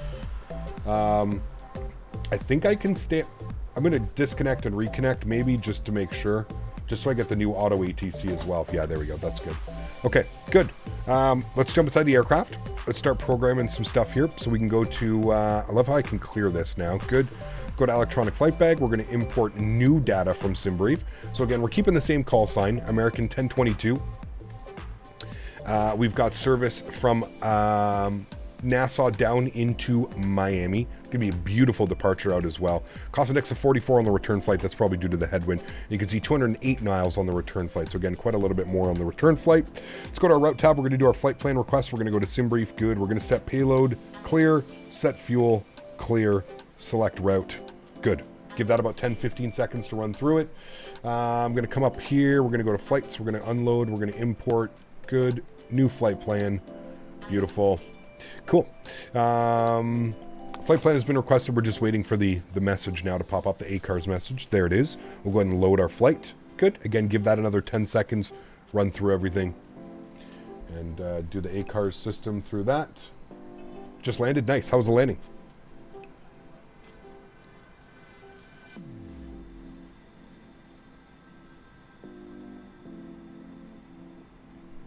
Here for the music again. Nice. Let's activate and execute our flight plan. Beautiful. Go to departures. We are going to be on the Freddy 2 departure with the Nico transition out of runway 14. We'll execute that. Good. Arrivals. We are planning for the Vice 2 arrival. Nice. Going to be all the way at the end. Vice 2 for runway 12 with the Nico transition. And we're going to plan for the ILS 12. Let's have a quick little look-see here and see what it's got. So the Vice is going to take us all the way out. I'm assuming this isn't the right arrival. Hold on. Standard instrument. Arrivals, the Vice 2. Interesting. I wonder where it takes us out to. This is for 2.6s. Okay, so it does take us out to Bills. Okay, it takes us out to Bills, then from Bills we're radar vectoring ourselves in. So from Bills, approach, gonna go ILS 12, pin it. Yeah, we could get to Gloria. We'll use Gloria as our transition. Good, and we'll execute that. Beautiful. We'll scroll through here. We'll make sure after Bills it's gonna be radar vectors direct Gloria and in. That all looks good. We could land runway 9. What are the winds doing? I think the winds were blowing right down the runway in Miami. That's why I want to use runway 12. Winds are 100. You know what? Let's go runway 9, chat. We're going to go to arrivals. We'll select runway 9. And we need to be on the Vice 2 for 9. Nico transition. Do we want the leg? Let's unpin this one. Back to Miami. Approaches ILS 9. We should be good from grit, to be honest with you. Yeah, we'll just use grit. And we'll execute that. Good. Clear that out. Go to our legs page. Scroll through. Bills. Radar vectors to grit. Innis. And then runway 9. Perfect. Looks good. I like landing on runway 9. It's nice as well. I was right behind you, got the butter. Oh, that was you. Nice, CJ. Very cool. Looked like a good landing. Yeah, sweet, dude. All right, go to our knit ref. Let's do our perfinit request. Let the aircraft take care of all of this. Cap on sim brief, you just don't put a cost index and it will just put one for you. Correct, Jake. Yes. Yeah, like I didn't select one, Jake, and it gave me a cost index of 44. So I'm just going to use that for this flight. Just like in real life, the pilots don't really choose the cost index. It usually gets given, it gets given to them by ops center, right? 58.7 on the 0 fuel weight, good. 6 is on the fuel, 3 on the reserve, 44 on the cost index, good. We're going to, what was it, 24,000 they gave us? Yeah, 24,000, 240. We'll bug that. We'll execute that. Unable to change altitude. Why? 240. Cruise altitude has been changed. Unable next altitude. Is there a restriction? Is there like a restriction at 280 or something? Yeah, we have to be above 280. Wonder how that works. Okay, well, we're going to try to get up to 280 then. I don't know how the hell that's going to work, but we'll see. Let's go to our N1 limit. We'll go to... That's really weird that there's a 28,000 foot restriction on that. I wonder if you can bypass that. I don't know. That's a little bit weird. We're departing on runway 14. We'll import from aircraft. We'll import the live weather. And we'll go and calculate our speeds. Good. We're doing a takeoff D rate of 192.94 on the N1. Cell temp is 42 degrees. So we'll come down here. 42 degrees is almost the same departure out of Miami. D rate takeoff to 1. We've got a climb D rate as well. Takeoff flaps will be 5 degrees. CG weight 25.3. 25.3. V speeds 40, 40, 45. 140, 140, 145. Good. Cool. Aircraft is ready. We're all set. Let's go ahead and restart. It's not even deboarding the passengers. It literally just did the cargo because I all bugged it up. So I'll restart the Kutao script. We'll get the boarding done here in a sec.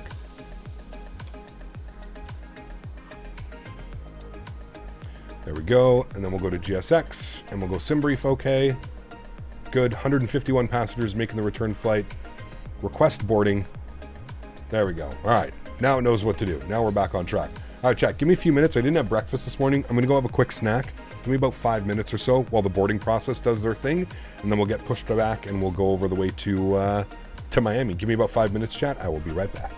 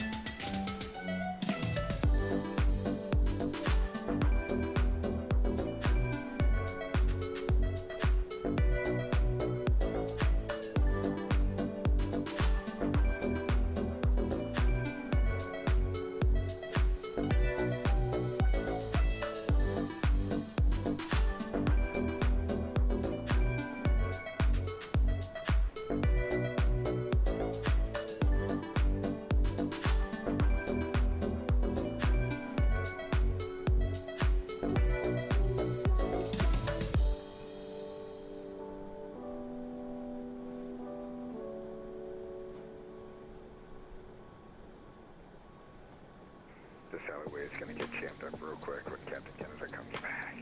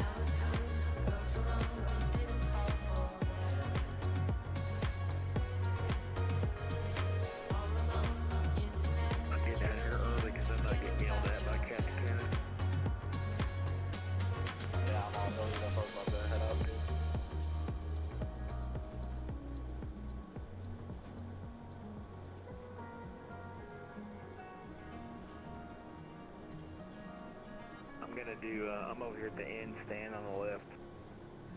I'm gonna just do a small push back and then just a turn and go. I'm not even gonna get in the alley there.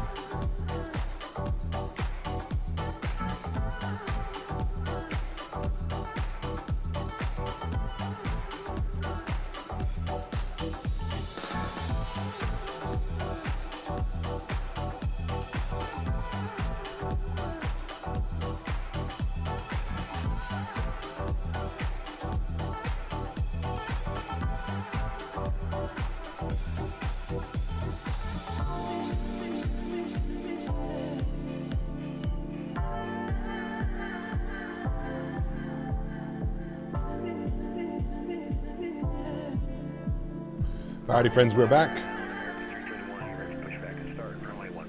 What's for lunch today? Haven't had lunch yet. I'm going to have lunch afterwards. Still a little bit too early. I'm not quite sure what I'm going to have for lunch. I don't know what factor meals I have left. Got a new box delivered today as well. You said you don't have preference of Airbus or Boeing, but you prefer flying more with the TM Yoke or the TM side stick. Again, same thing, man. They're equally as good. I don't really have a preference. I will gladly fly with either or. I have no problem with it.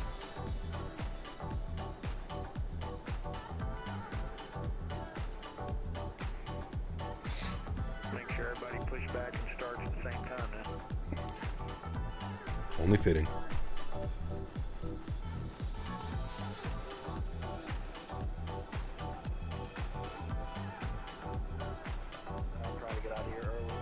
Up to the auto do passengers in sim brief, it just puts it to what you just it's exactly that. It chooses, you let sim brief choose how many passengers you have on your flight.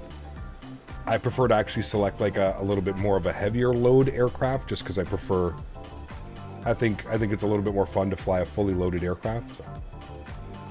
Do you dismount the yoke each time, or does it stay on the desk? Depends. Sometimes I'll leave it on the desk. Depends if I need my keyboard and mouse, if I'm playing another game or something. Depends. Usually Saturdays, Sundays, Mondays, the yoke just stays on the desk. I can take it off when needed. Like next week we'll be back in the Airbus, so I'll probably take it all down tonight.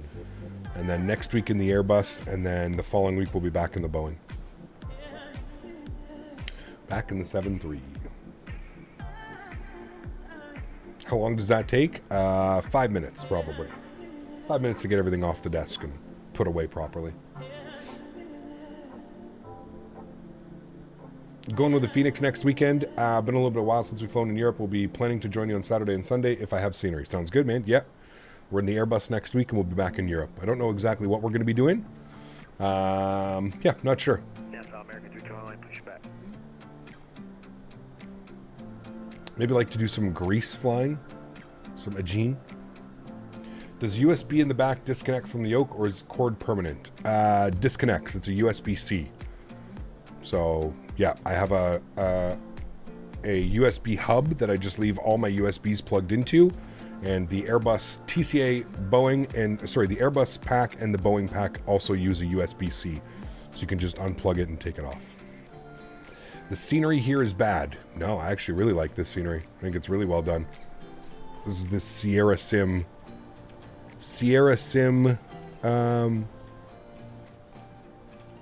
Nassau. I like it.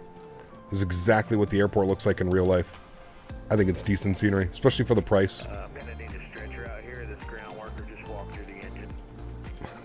Nice. Sounds more like the garbage bag. All right, we're almost done the boarding process here, chat. Everything's set up in the aircraft. We're just waiting for the rest of the passengers to board up. I think we've got 30-something passengers to go. I see aircrafts around us pushing back, so that's great. We'll flip off the ILS frequencies. New speeds today. Well, we're just going to get our cruise out. It wants us at 28,000 feet again. I don't know if we're going to be able to do this, but we'll bug up 28,000 feet just in case. Runway heading is going to be 140, but it's a right turn right after departure, so that's fine. 142 on the heading. V-speed 145, so we'll bug up 145, and I'm going to kill the flight directors left side and right side, and we'll have all of that ready for our push and start. Beautiful. We'll reset our pressurization panel. 28,000 feet, good. And the airport elevation for the arrival is, again, basically sea level, 10 feet. So we're just going to leave that blank as well. Good. You got it for free. Well, I don't need to know that. That's something that you keep to yourself. I don't know how you would have got it for free, but I'm not going to, again, that's on you, man. Let's restart our block times and our flight times. Good. We're 2 minutes early on our flight time, chat. It's always good when you're 2 minutes early. So it looked a bit cartoonish, I agree. Maybe a bit overexposed. Maybe, could be. I don't know. It's just the sun or something. I don't know, man. It's not the worst scenery I've ever seen. It's definitely not the best, but again, I think for the price and just the beauty of being able to fly into Nassau, I think makes it better. You know what I mean? Someone sent it to you. Yep, like I said, man, those are things you probably shouldn't share. Just little tidbit of advice. Those are things that you don't share. So maybe some EasyJet. Yeah, we did some EasyJet like a couple weeks ago. We did some EasyJet out of London Luton, and we'll see, man. We'll see what we end up doing next week. I'd love to do some. I would love to do some Shamrock ops as well out of Dublin. So we'll see, man. We'll see where we go next week. Should be fun. We'll have some fun, though. All right, boarding is complete. Beautiful. Let's take a look around us. Make sure there's no other aircraft. There are a couple, but that's fine. We can go ahead and get our profile. I'm going to pause the music now, so bear with me. The song just started, so we'll pause the music. We'll get our sounds turned up. We're going to prepare for pushback and departure. Good. Everything else looks good. Sounds are up. Good. We'll go upstairs. Packs are on. Good. APU bleed was off. I don't know why that was off. That should have been on. Now the packs are on. Probably pretty hot in the aircraft right now. We'll get our fuel pumps on. We'll get our seatbelt sign back on. And we'll get our anti-collision light back on as well. Beautiful. And they're getting ready for pushback. Leave that like that. Good. If we jump outside, you can see them getting ready for the push. Beautiful. Literally everybody pushed all at the same time. You guys are wackos, man. Everybody's pushing. It's just a cluster fucked in the alley over there. We'll see how this goes. Departure checks completed. Bypass pin inserted. Shamrock Shakes, let's go. Has a flight sim dev ever tried to press charges on free downloads? I have no clue. No, I don't know. I don't even know how you would do it. I think it's more morally when it comes down to that tender. I think that's what it's more about is, you know, morally, if you enjoy a product and you want to support a developer, I think morally the right thing to do is to just purchase the aircraft, the scenery, the utility, whatever you're using. You know, you want developers, especially good developers, you want them to be able to make some money off the products that they're selling so that they can continue to develop more products for us, right? That's kind of the outlook that I have on it. Obviously, I'm not stupid, and I'm very well aware of all the websites and all the sharing files and stuff that go on in flight sim. It's been like that for 20 years, you know what I mean? So, yeah. We're going to go tail to the right. I don't know where this is going to get us, but we'll go tail to the right. We're on parking brakes, so we're going to remove the chocks. Good. And we're obviously going to wait for the pushback. We can't go anywhere quite yet because we've got 3 airplanes out here in the alleyway. I'm not quite sure what that guy did, but that's okay. I think he's still trying to figure out what he's doing, so that's fine. We'll let all these guys get out of here, and then we'll start our push. Is it morally okay, in your opinion, to download free scam products like Captain Sim and Breedoc? No. I don't even think you should download those products regardless. But I still don't think it's morally okay. Just because, you know, the product isn't very good doesn't morally make it okay, right? Just don't download them. It's that easy. There's also a risk to downloading free versions of paid add-ons. Who knows what they decide to throw in it? Well, exactly. What was the big thing with... who was it that did that in P3D or FSX, remember? Was it FS Labs? They put malware. They put malware in their... They, like, uploaded, like, a free version of their aircraft on some website, and then they put malware in it, and it was basically giving, like... It gave them all your passwords to, like, all your stuff and shit. Yeah, it's pretty crazy. The websites we're referring to in this country allows it, which is why they can't go the legal route, unfortunately. Yes. Yeah, they all the websites that host these pirating software, they're all hosted in countries. The servers are in countries that don't have rules against pirating stuff. So, still will never purchase anything from SS Lab because they decided to do that. Yeah, it's a weird spot. I agree with you, man. It's a scummy thing to do. I don't disagree with that, but it's, I don't know, man. I guess we have to say, like, we look at it from their perspective or something, right? I don't know. All right, everybody is moving out. We're good to go here, chat. Let's go. Park brakes released. Good. Let's start our chrono here on the block time. Good. And squawk code today was 5136 for us, just in case ATC comes on. 5136. And we've got that on and reporting. Beautiful. Let's go to the overhead. Packs go to the off position. Good. Hydro pumps are on. Fuel pumps are on. Let's go ahead and go engine number 2 over to ground. Sounds will go up for engine start. Start valve is open. EGT is good. N2 is on the rise. Beautiful. Why do you always wear glasses? If I have to explain that to you, I'm assuming you're not going to understand anyways in the long run. Let's introduce fuel. I'm very curious to see what this pushback is going to do. Hey Cap, this is G-Mark. Finally consolidated my YouTube accounts. Sad part is I have to start my Maple Leaf journey over from scratch. Ugh. That's brutal, man. You know what, G-Mark, though? don't feel too ashamed because Mopar Dude had to do the exact same thing. Yeah, I kind of figured they were going to mess this pushback up. I have no clue what's going on here, Chad. We're actually just going to stop right here. Stop here and complete pushback. Yeah, I kind of figured they were going to bum that one up, so we'll just do that. Good to see you back, though, G-Mark. Appreciate the continued support, man. And in theory, we'll remember that you have the Maple Leaf journey. We'll remember that you've already done it. Engine number 1 over to ground. Did you get a profile for this one? I do have a profile, yeah, which is a little bit weird. I don't know why it decided to do that. Maybe the profile's out of date or something like that. I don't know. Start valve open. N2 percentage on the rise. EGT is looking good. And we're looking for 25% before we introduce fuel. There's 25%. We'll intro fuel number 1.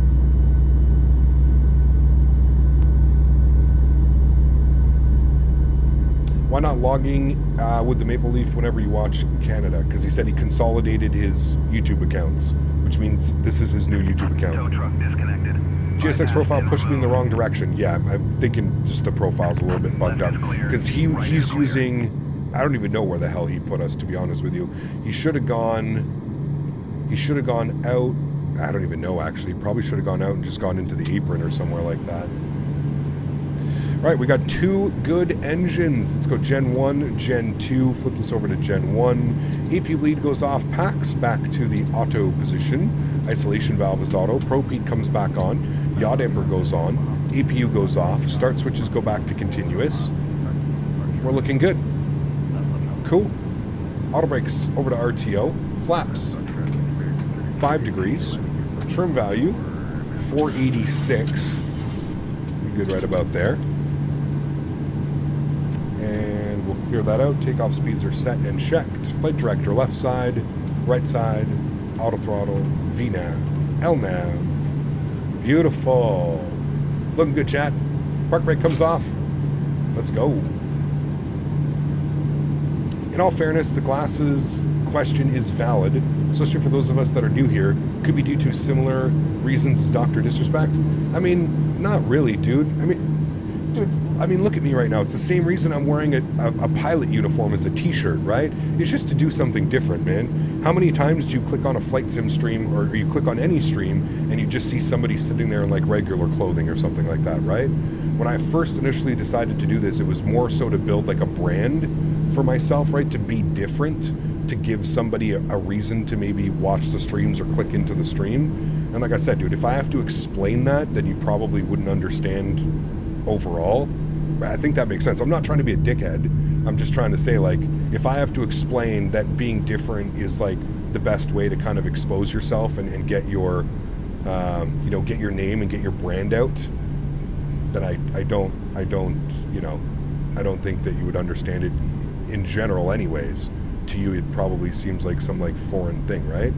So that's why I say it. I'm not saying it to be a dickhead. I'm saying it as like literally like if I have to explain it, you know. How many of these shirts do I have? Oh, dude. I think right now in rotation, I think I have 6 or 7 of them. I've retired 2 of them, the 2 original ones. The Apollets up here because they've just been washed so many times. The Apollets have washed off. So the original 2 shirts are they have been retired. I have 3 new shirts I ordered for FlightSim Expo. So I'm going to wear 1 new shirt at the FlightSim Expo, and then I'll bring 2 new ones home. So 2 more get retired as well. So I have lots of these shirts, man. Not at all, I'm all for it. That's why I figured it was a character thing, and I love it. That's it, man. That's exactly it. And like I said, I wasn't trying to be rude, man, and don't think that I'm coming across as rude. I truly just mean that. Like I said, if I have to explain it to somebody, it's I usually feel like it's just falling upon deaf ears as well.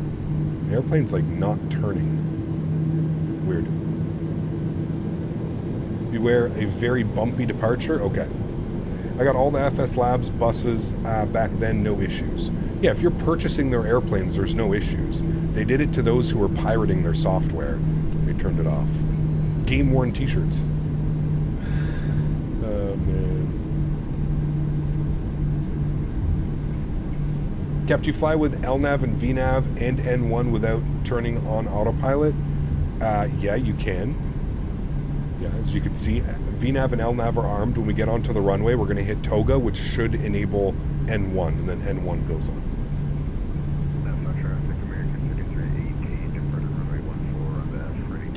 Love to be lumped in the same sentence as Mopar, dude. Hey, Coach Mark. Giveaway shirt at FlightSim Expo. Imagine that. I don't know if you want a game-worn shirt. Put the old shirts with the Captain Canada Museum. Maybe, man. Sav J's, huge no floaties to you, man. Thank you for your support. I appreciate you. Welcome up into first class. Huge no floaties to you, my friend. Thank you very, very much for supporting the streams. That's incredibly kind. Appreciate you, man. Thank you. Still have this bug where it's drawing in 2 windsocks, though. You can see the wind's blowing right down the runway. Looking good. Kyle Lewis celebrating 9 months. Haven't caught a live in a while. Hope all is well. We're doing well, Kyle. Good to see you, man. Thank you for the continued support of the channel. 9 months. Appreciate you, dude. 3 more months. You're going to be repping that 1-year badge. Thank you, dude. Sign the shirts and put them for sale. No.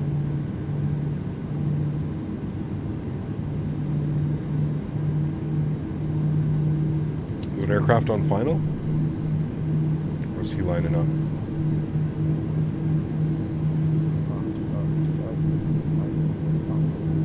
Sav Jays, what's up, man? Good to see you, dude. Welcome back as well, dude. Appreciate you. What is the reason for the hat? Again, dude, it's a character, right? It's a whole thing. It's Captain Canada, so I have the Canadian maple leaf, Captain Canada. You know, it's the whole thing, man. Go look at like my logo for my channel logo, right? It's all, yeah. Again, man, just being different. You go click on everybody else's flight sim stream. What are they doing? They're sitting there dressed as a regular person. Very rarely do you see people that are dressed to the occasion. Do you act similarly to Dr. Disrespect, or is everything legit here? No, I don't think so. Maybe I'm a little bit blunt and to the point like I am with Dr. Disrespect, but why do you have a beard? Oh, man. What is the reason for Christmas? Well, you see, little Timmy. Hey, Bahamas Air, why are we not lining up on the runway? Are we waiting for somebody? Is that why we're... I don't see anybody. I don't see any... Oh, wait, I do see. He's on TCAS. Sorry, I'm a dickhead. Why can't I see him? Where is he?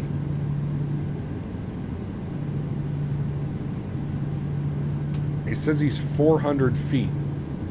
Am I going crazy, chat, or can I just not see him? Fly from Tel Aviv. That could be fun. We'll see, man. Ben Gurion. It's a cool airport. Why you take off? Why you stream? Why do you fly planes? Why is everyone ahead of you going to Miami? Well, we're doing it's like a big group flight, man. Oh, there he is. That's why I couldn't see him. Because he's in a little... What is that? A King Air? Beach? A Beach Baron?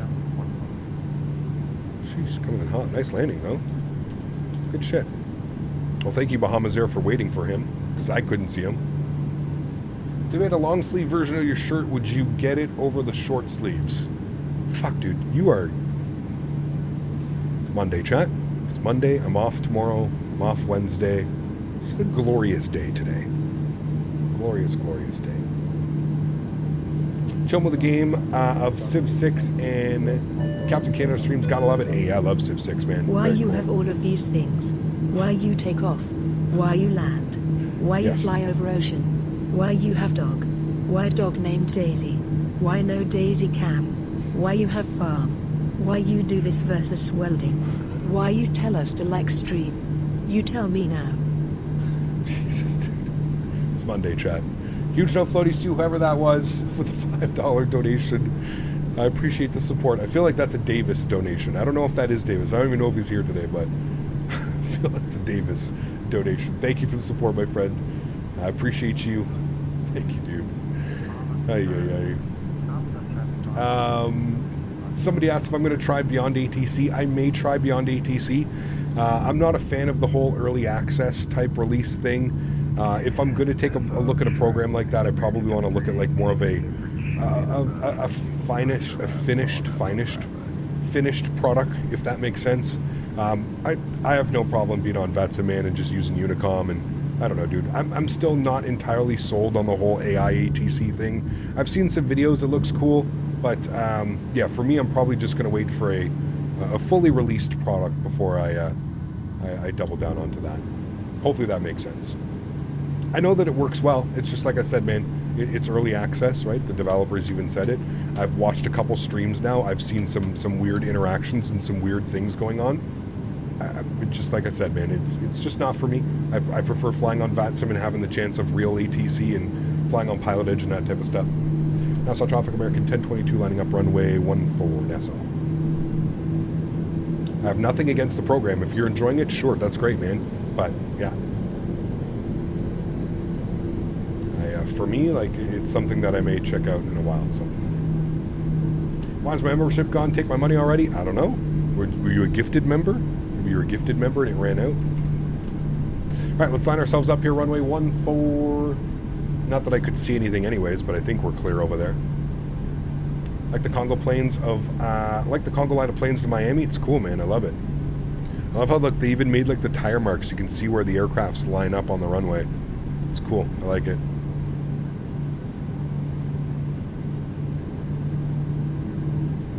One month until the Golden Leaf. Hey, Clay, sweet dude. Nice.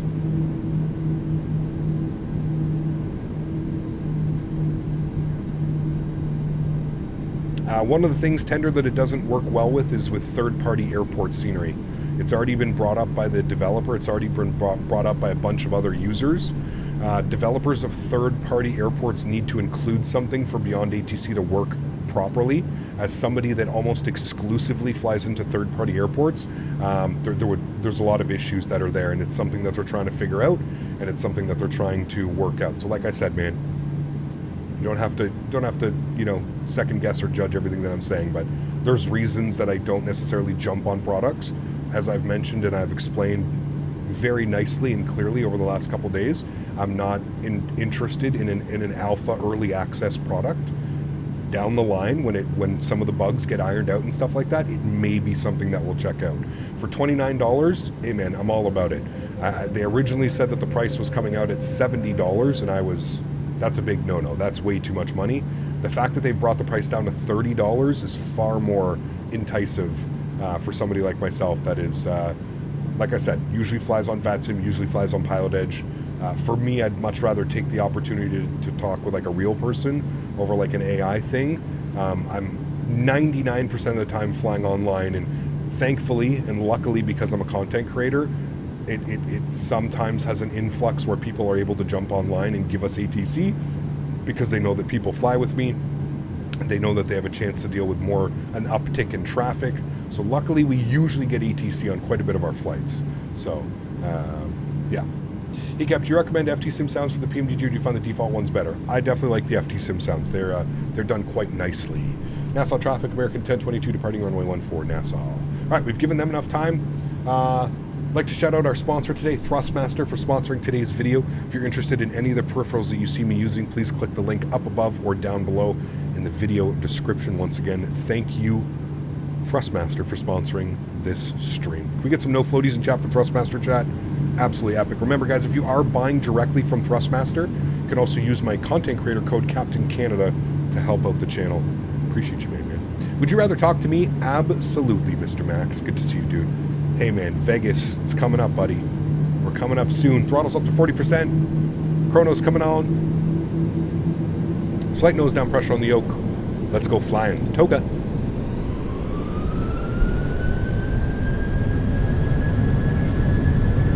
Takeoff power is set and airspeed is live. Beautiful.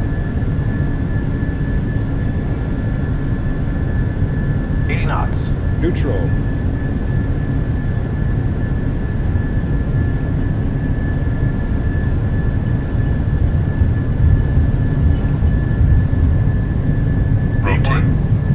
Rotate. Ooh, bumpy already. Positive rate of climb. Gear up.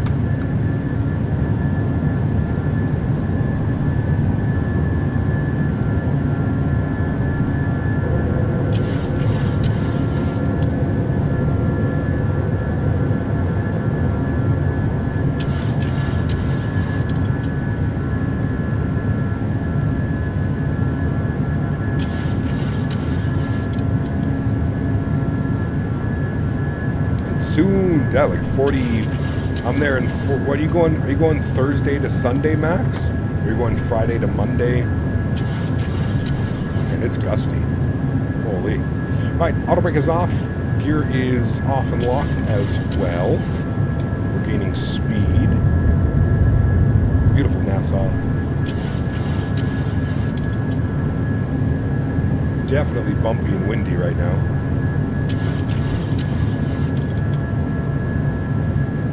Flaps up 1.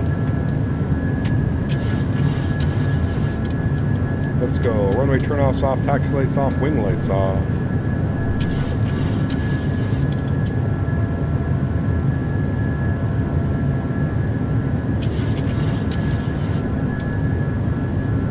Feel the trim wheel going crazy.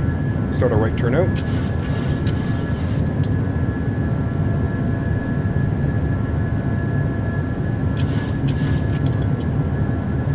Friday to Sunday? Nice, dude.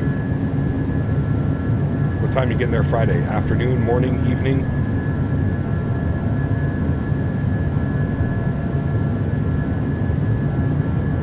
I think I'm going to wait on that, Nismo.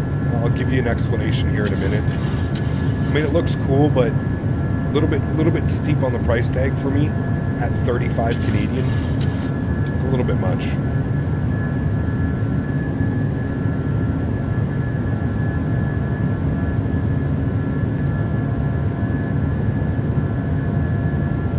We've got the 210 speed restriction till Juted. We're going to go flaps clean.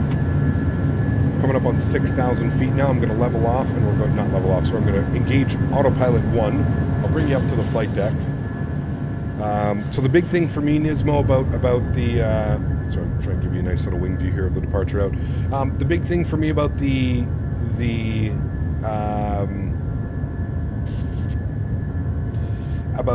Sim FX is I feel that a lot of those effects are going to be included with Microsoft 2024.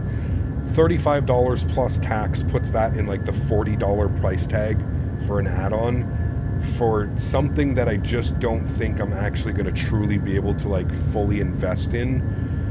Like I said, me personally, I just think a lot of those things are going to be included with 2024, and I feel like that's why they kind of released it right now, is just they're going to try and take advantage of like the 2020 market. Now, that being said, I don't know if 2024 is going to be completely usable, you know, initially as soon as it drops, but like I said, man, it's a little bit of a steep price tag to pay.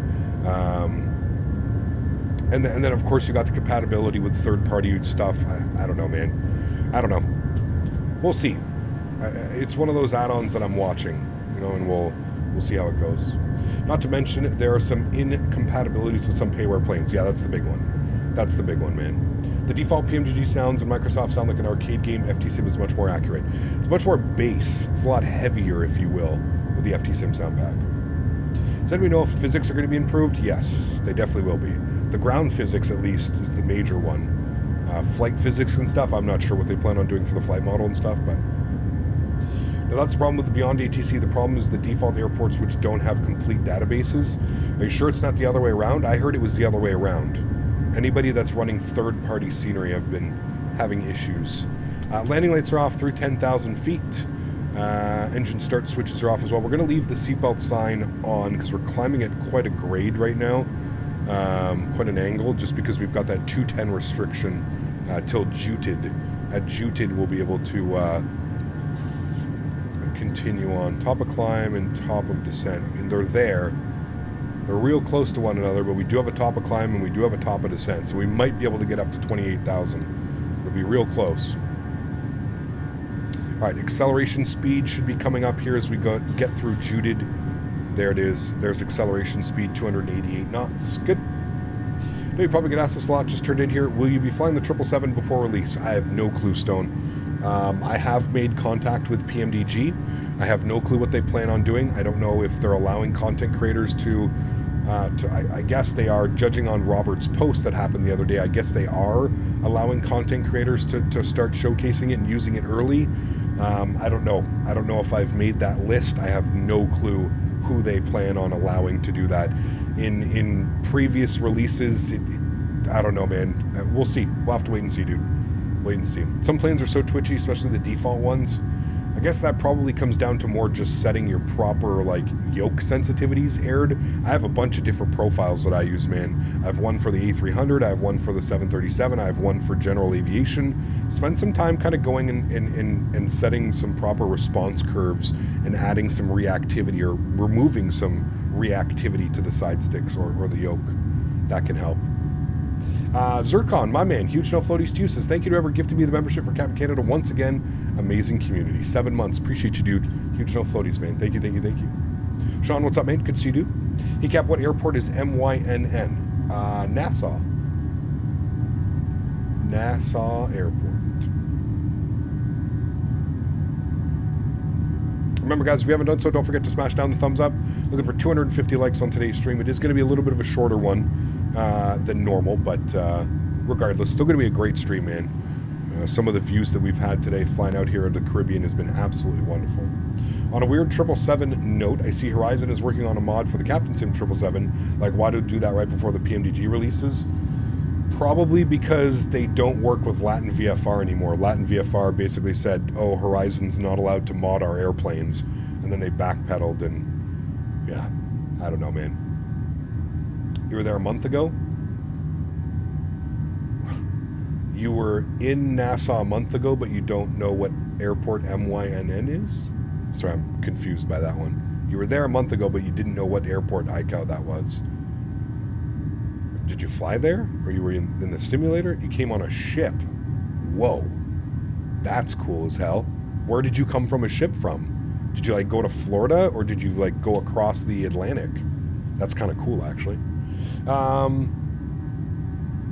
Yo, can't stay long. I'm here for work. Installed those IVAO MTL A300 models last night. Put the VMR file on top of FSLTL. One now, VPilot is throwing errors trying to load ones it didn't install. That is normal, Tom. Yes, it's one of the trade-offs, unfortunately. I get them all the time as well. You'll see. Look.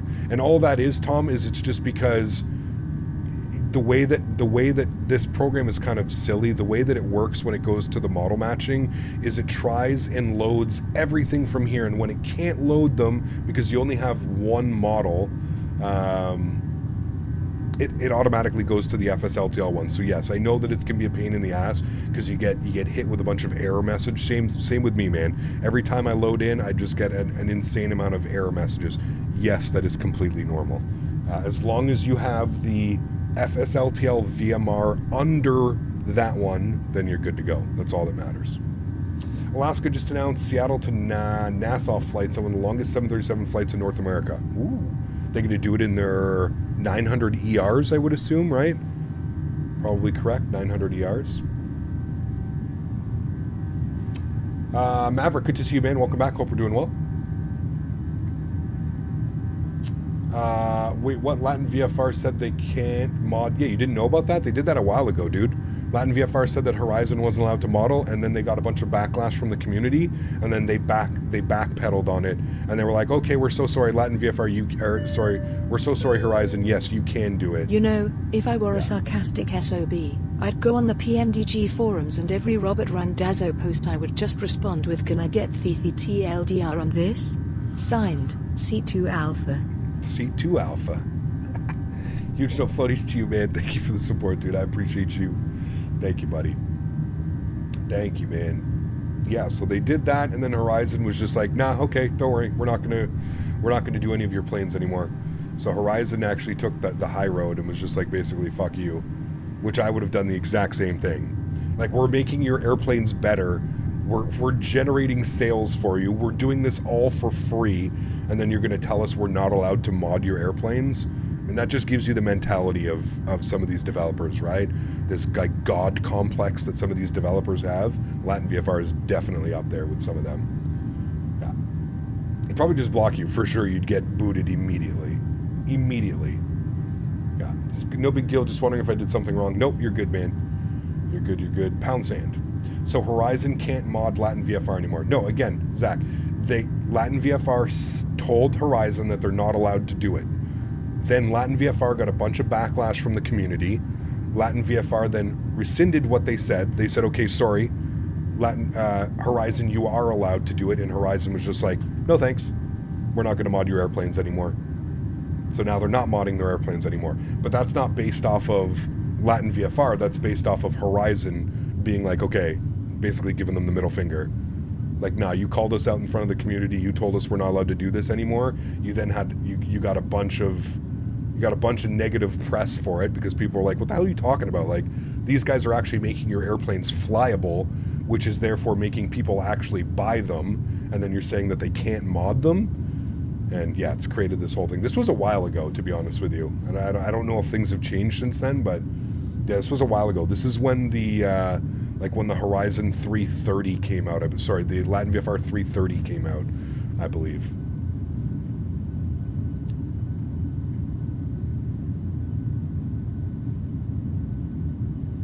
I don't know if I call it a god complex, just call it totally out of touch. Maybe. I don't know. I refer to it as a god complex because some of these developers literally think their shit doesn't stink. They think like they're the end-all be-all because they create these products for FlightSim, and it took them 4.5 years to do it. Flight Factor is a great example on the X-Plane side of things. They have like that god complex where, nope, don't touch our planes. You're not allowed to mod them. You're not allowed to do anything to them. We create the best products possible. There's nothing wrong with our modeling, texturing, systems, nothing. We are the best. They're very much like that as well. And like I said, I kind of sense that from like the, remember when Captain Sim said you weren't allowed to make liveries for his airplanes? You had to go and actually buy a livery pack, like 5 liveries for $5 from Captain Sim. Like, come on, dude. Liveries have been being made for airplanes since the beginning of Flight Sim. It's ridiculous, dude. It's absolutely ridiculous. God complex. It comes down to the whole, well, I do things better than you do it, so you're not allowed to do it. That's what literally Captain Sim said. My liveries are better than the liveries that are available on FlightSim.to, and I forget what he said. He came out with like a statement about how the liveries on FlightSim.to were degrading the aircraft in the experience for people. Imagine that. How rich is that coming from Captain Sim? Saying that poor quality liveries. Oh boy, oh boy, oh boy. Yeah, that's a special one, man.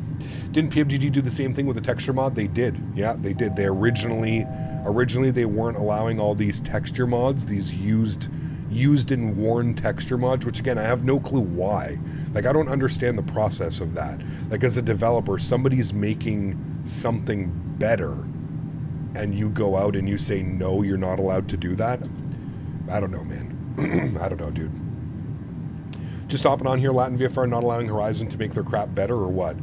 Yeah, again, this is a long time. That happened a while ago. But yeah, that's, like I said, I haven't been following it. I just don't care anymore. Like, 1, I don't care about Latin VFR. 2, I honestly, Horizon, they're doing good things, but I just, like I said, man, for me, it's been like 3.5, 4 years of flying these default modded planes. I need something more at this point, man. It's at that point. I've been flight simming for way too long to just be flying these like mediocre kind of, oh, well, this kind of works and that kind of works, but it's a limitation because we're using the default Asobo 787 or, you know what I mean? So it was almost a year ago when that went down. See, it's crazy. Still waiting on the Flight Factor 320 V2? Dude, come on. You're going to be waiting forever for that. They still can't even put together the 777 V2 after 7 years of development. I don't know what the hell they're going to do. Descents in 20 miles, chat. If you don't believe me, look at that. Top of descent, 20 miles. So we're going to forecast our descent winds. We're going to grab that info. Let's go ahead and grab the most recent weather here in Miami as well. Miami, go to weather. Winds are 120 at 10 knots, 10-mile visibility, few at 2,800, scattered at 43, broken at 6. 3002. We're still going to land runway 9. It's perfectly fine. And 3002 is the altimeter that we're looking for. 3002. Throw that up into there. Execute that. Load our winds. Give that a couple seconds. Execute that. Perfect. Go to our progress page. Top of descent in 16 miles. If you look at our charts here, we're on the Vice 2 arrival. 5,000 for Bills is the altitude. So we're going to bug up 5,000. And we'll get that set up in here. There we go. 5,000. Beautiful. Looking good. Looking good. 777 V2 is released as a beta. Ridiculous. Tolis remains the king of the aircraft development on X-Plane.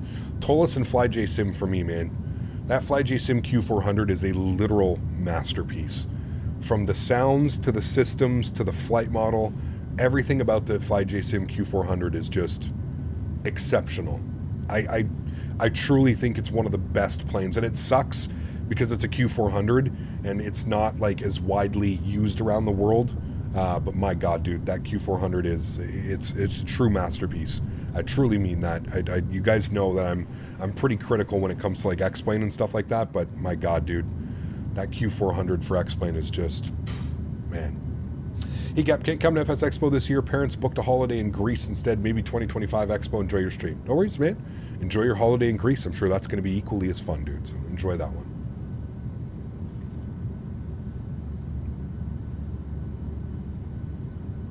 Do you think the Aerosoft 330 will be out by 2028? I'll tell you what. If the Aerosoft A330 is not out within the first month or two with release of 2024, they might as well just crawl behind the rock, give back all that government money that they got, and call it a day. Because, my God, they better have that ready, man. What are the ages of devs of Latin VFR? A bunch of geezers who think they build better than everyone else? I think so, college dude, but I'm not entirely sure. I know that Latin VFR has been around for a long, long time. And you know what's crazy, man? I used to have a pretty good working relationship with Latin VFR. They were one of the first companies that reached out to me, and they basically they were like, here's a link. It's to the Latin VFR store. Just go and put whatever you want in your cart and you can check out for free. Thank you for promoting our products. They were really cool and they were really good. Like I said, I think just what happens is I think that developers, like fringe developers like them, where they're kind of on the fence about making this or making that, they see the success that like Captain Sim has selling their garbage. They see the success that BreeDoc has selling their garbage. They see the success of all the garbage on the marketplace that's being sold, and they said, you know what, fuck it, let's take a shot at it. That's truly what I believe. Can you fault them? I don't know. I guess that's up to you. I guess it depends what how you think and what you think, but yeah. Hey now, all old people aren't assholes. At least they brought a great airport in Oslo. Who's that? Aerosoft? Maybe. I don't know. Wasn't that like the 5th payware one to release, Malks? I don't know, dude. I've already got 2 other ones. I bought the Just Sim initially, and now I have the Orbex version. And then there's the freeware versions, aren't they? I don't know, man. Trav, what's up, dude? Good to see you, man.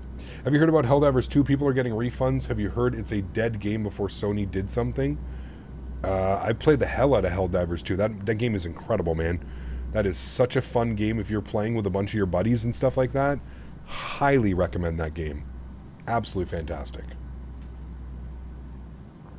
I think it mostly relies on the community. We wouldn't get these shitty quality add-ons if people wouldn't buy them. I would agree. Yeah, I would agree.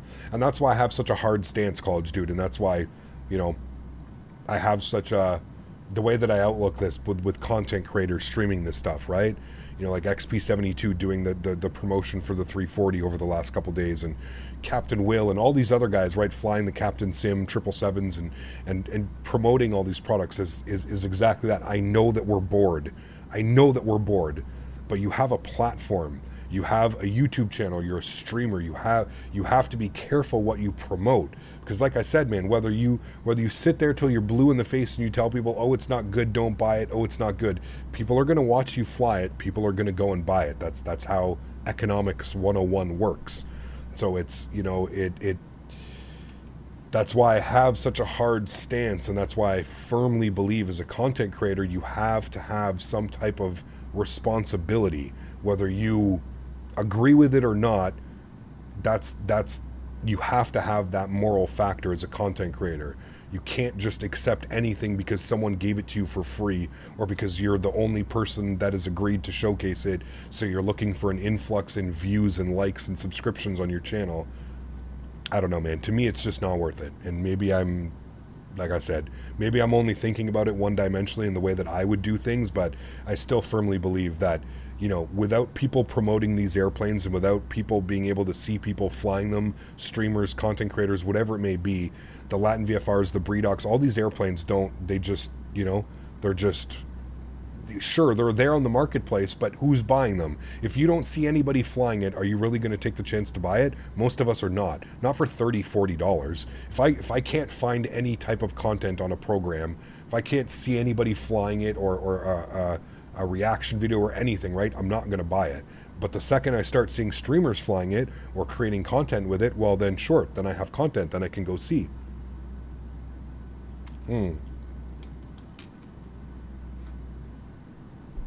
Like I said, man, maybe that's just my outlook on it, but like I said, as a content creator, I firmly believe that you have a responsibility in the community. Whether you want to own up to it or not, that's up to you, but I still feel like we're the line between consumers and developers. And that's why you always see good quality content, and good quality developers will always share their products with streamers, content creators, whatever, because they have faith in their product. They know that their product is worthwhile, and it's worthwhile to showcase. I don't know. Like I said, man, to me the biggest thing, and I always hear it, the biggest thing is, oh well, you know, Latin VFR is they're being very honest, and they're being honest in the fact that like they're you know, the quality of their aircraft isn't for everybody, and it's missing a lot of features, and it's this and it's that, but they're making it for the Xbox community. And it's like, dude, like, think about it, man. They had an opportunity, Latin VFR had an opportunity to actually make something decent for the Xbox community. The poor Xbox community, man, they get absolutely run over with these products. You know what I mean? It like, you sit there and you go, oh well, this add-on isn't good for PC, but it's great for the Xbox community. Well, no, fuck that, man. Why don't you spend an extra couple months? Why don't you actually develop a high quality product, or a product that's actually meaningful, and then deliver it to the Xbox crew? Think about how well you would do then. Think about how much money and how many people would be willing to showcase or take a look at your products if that was the outlook that you had. Having the outlook of like, oh, we're just going to do this half-baked product because, well, it's going for Xbox, or we're just going to say we're selling it on Xbox. It's like, come on, man. Like that whole spiel is getting so old now at this point, dude. It's crazy, man. Because it's not just a couple months. I don't know, dude. They've put out 5 airplanes in 6 months. 5 airplanes in 6 months. Why not take an extra 3, 4, 5, 6 months instead of just diarrheaing all over the fucking marketplace? Here's my diarrhea of an airplane for you. Here, take it. Like, just spewing garbage out onto the marketplace. Like, it just doesn't make sense to me, man. Like I said, you can't sit here and tell me that this is not a money grab, or this isn't just a developer. Like, they don't give a shit, dude. They don't care. You think they care? Yeah, right. 110.9 for the ILS. 110.9. They don't give a shit, dude. 110.9. They're there to collect the money off people that don't know any better, and a Xbox crowd of people that are starved. And yes, I do agree, there's a small percentage of people who don't care. They just don't care. They don't care about VNAV. They don't care about LNAV. They don't care about a functioning FMC. They don't care about system depth. Absolutely. I agree that there are a small percentage of flight simmers out there, but that doesn't warrant making these add-ons. You go to the marketplace, dude, the marketplace is just flooded with bullshit and crap. Just flooded. We don't need more of it. Apparently Latin VSFR is working on a custom FMC. I highly doubt it. Well, probably in a year and a half it'll take them, but again, like, who knows, man? Who knows? They should have stuck to making port sceneries for P3D. Yep. Yeah, can you show RealCat turb setting for me? Purchase it. Also, like, they provided a demo as well. I think more developers should offer demos to show their value of products. I agree 100%. My settings, I think I'm running default. I might have changed them a little bit. I did. I changed the terrain scaler down to 50%. I found it to be a little bit much when it was on 75%. Actually, you know what? Let's try 75%. Save and reload. We'll see. I had it at 100 and it was a little bit too much. I really think as much as we are one big community, we're also divided into communities of Xbox and PC. Not a lot of good paywords available on Xbox as much on the PC. I agree with that one, for sure. For sure. I do agree. But like I said, man, as content creators and as people that I feel like you have to have a sense of, like I said, morale, a sense of morale or something, just to know that, like, you know, well, if this development group is putting out 5 airplanes in 6 months, how good could the quality possibly be? Is this something that I want to promote to my community? Is this something that I really want the PC or Xbox communities to... No, man, not really. I don't know if too many people that would agree with that, right? So, I don't know. Sure that Phoenix made a much bigger profit with their one aircraft than Latin VFR have with all their shitty aircrafts? 100%. 100%. Not night and day. Yeah. On and more 2 weeks away from what we got to wait for? Yeah, exactly. Kind of shit they're selling used to be freeware back in the day. 100%. I mean, there's better freewares right now. You know what I mean? That's what's crazy. That's what's crazy. Is there's better freewares out there than there are like Latin VFR payware stuff, right? I refuse to buy from the marketplace for a number of reasons. It's awful. It is quite a cesspool. I do agree. It's great to see a streamer not just in it for the advertising and sponsorship dollars, clicks, and views. Like I say, man, first and foremost, and this is how I've always been with my channel, I am a flight sim enthusiast. This is my hobby. This is my passion. Yes, I have turned it into a job, and yes, I have turned it into a marketing, whatever you want to call it. But at the end of the day, I will never, ever, ever, ever forget where I came from and what I originally fell in love with when it comes to flight sim. I am always, first and foremost, a flight simmer. I ain't going to spend my money on crap and bullshit, and I'm certainly not going to promote that type of stuff to the people that support me and watch my streams and have faith in what I can, speak about here on my channel. Some people look at it completely wrong. Some people think like, oh, I'm a bad person. I'm not belittling developers. I'm saying if you want to sell products, you have to be open for criticism, and that's the beauty of today's streaming market, is just that you get to, that's exactly how things should be. Like I said, for me anyways, that's how I view it. I can't speak for every content creator out there. Doesn't mean that other content creators are bad people. I don't think XP72 is a bad person. I just think that XP maybe a little bit clouded judgment when it comes to the aircraft. Maybe he saw an opportunity to stream something that nobody else was going to be streaming. Maybe Latin VFR put it in very sweet words for him and said, hey dude, you're going to be the only person that gets to showcase this A340 for us. I don't know, dude. I have no clue. But again, it's not like I think negatively because people care to stream that stuff or showcase that. But for me, like I said, I feel like I have a morale. I feel like I have to do a sense of duty, if you will, to just keep you guys advised on what's good, what's bad.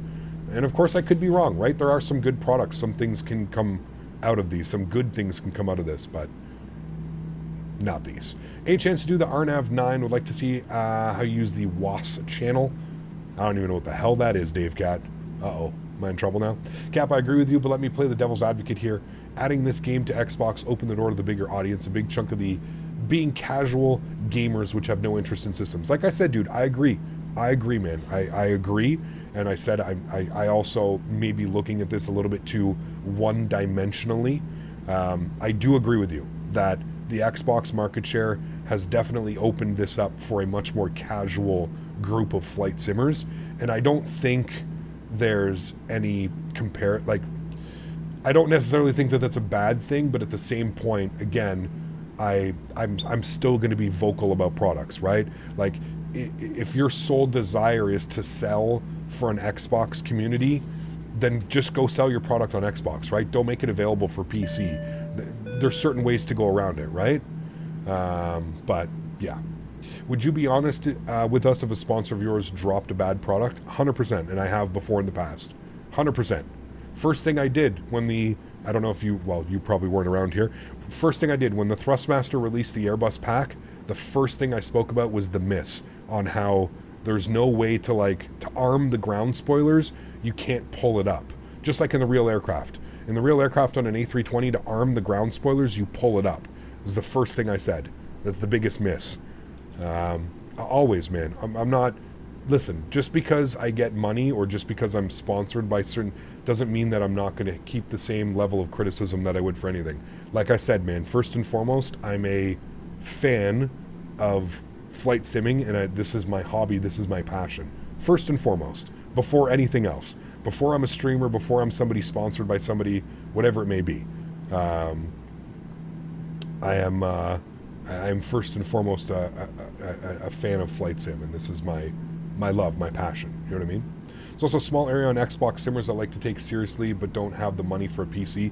I agree, and that's why I'm saying I would much rather see Latin VFR take 9 months to a year to actually develop a somewhat decent project or a product and offer that instead of just offering the same copy paste default SDK systems. Ooh, look, we put nice engines on this wing. All right, give us $40 now, please. No problem. It's just using the default Asobo A320 Neo systems and everything in between, right? Like, I would love to see that. I'm not expecting them to make a PMDG quality aircraft, but I'm surely expecting them to make something better than what they're doing, because it's not good right now.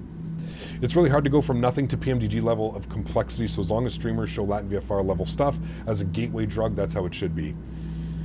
I disagree with that, Will, but I mean, to each their own, dude. Again, I don't think anything negatively. If you enjoy flying the Captain Sim or the Latin VFR products, I don't have anything against you. I'm just speaking about, like I said, maybe I'm going a little bit too one-dimensionally at this as like an old school flight simmer that's been doing this for years and years and years and years. Maybe I'm not thinking about the vast majority of people outside the hardcore flight simmer, and I don't know.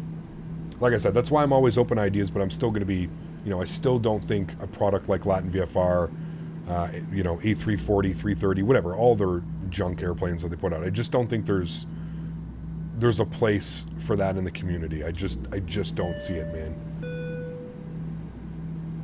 There's tons of freeware options out there that you can go and look at. There's tons of stuff that you can do. Brendan Collins, 48 months. This man is celebrating his 4 years, chat. 4 years as a first-class member. Thank you very much for your support, dude. I appreciate you.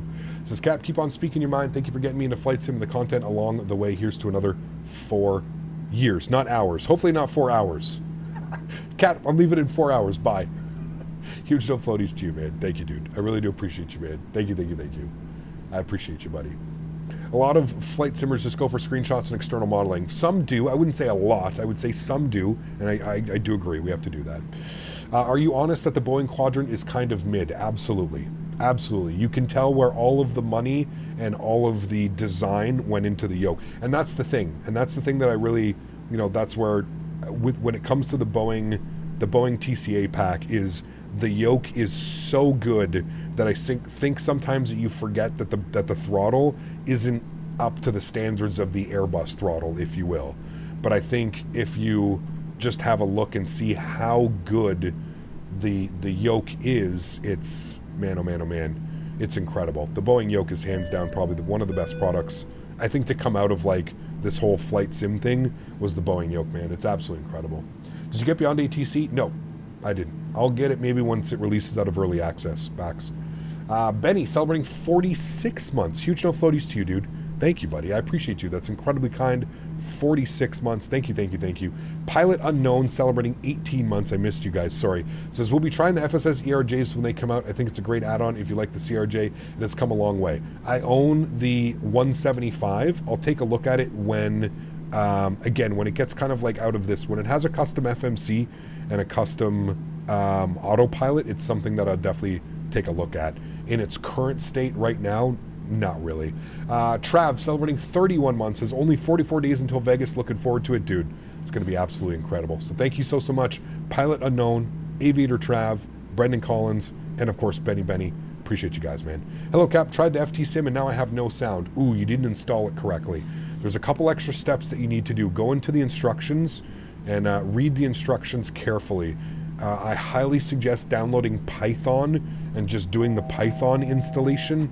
It works much better and much easier, but you probably missed a little bit of a step.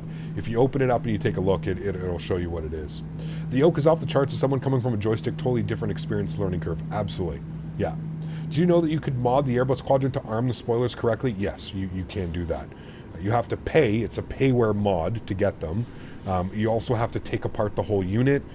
I'm not very tech savvy, man, to be 100% honest with you. I'm just not very tech savvy. And I usually tend to, like, anything that I have to take apart, I usually tend to avoid doing that. But I do know that there are mods out there that you can get and purchase, yes. Mr. Midnight Maverick with a $10 donation. I appreciate you, man. Huge no floaties, buddy. Thank you for the support. Unbelievably kind. Let's go ahead and arm localizer. Was it 092 on the course heading? It was 092, and our minimums were 208 on the minimums. Chat 208. Thank you, Mr. Maverick, with the $10 donation. Incredibly kind. I appreciate you. We're going to arm our approach as well now, chat. And we got Jacob, 36 months. So just past 3 years last week. Love the content. Keep it up, Jacob. Huge no floaties to you, my man. Thank you for the kind words as well. Truly do appreciate you, man. Incredibly kind. Thank you, thank you, thank you. Chat, can we get up to 250 likes before the end of the stream here? If you haven't done so, don't forget to smash down that thumbs up. Appreciate it, guys. Would you mod the Airbus throttle if you knew how? I don't know. Maybe. Probably not, dude. I don't know. Like, is it as big as a deal to look down and have to, like, arm them? I don't know. Maybe I'm just used to it by now. I still think the Airbus is a great product as well. The TCA Yoke, though, is probably my favorite product from Thrustmaster over the last couple of years. This thing, like I said, man, it's just... There's something so special about having, like, that pendular action and having that in your hand and how smooth it is on the aircraft. It's absolutely incredible. Absolutely incredible. All right, here comes glide slope. Beautiful. Let's go speed 180. We're 11 miles out. VAP speed today, 150, chat. 150.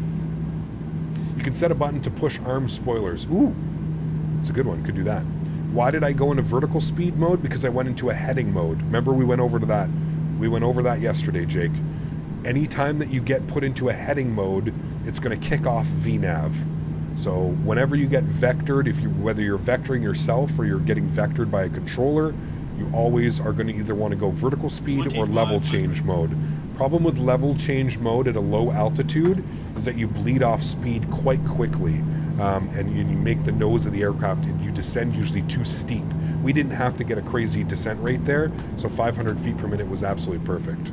Flaps 15 degrees. How good is the FTSIM Soundpack? You listen to it right now. I think it's great.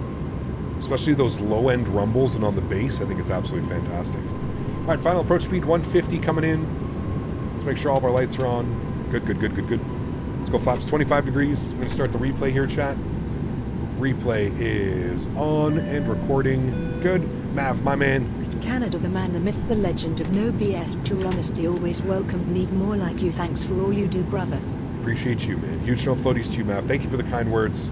Huge no floaties. Appreciate you, buddy. All right, we're gusting, chat. Speed 150. Let's go to joystick cam. Oops, didn't mean to do that.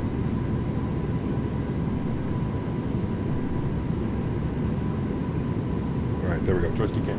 One last time, I'd like to thank Thrustmaster for sponsoring this live stream, chat. If you're interested in any of the peripherals that you see me using, don't forget to check the links up above. And if you are purchasing anything directly from the Thrustmaster website, please don't forget to use my code CaptainCanada at checkout to help the channel. It doesn't cost you anything more, just helps the channel out a little bit.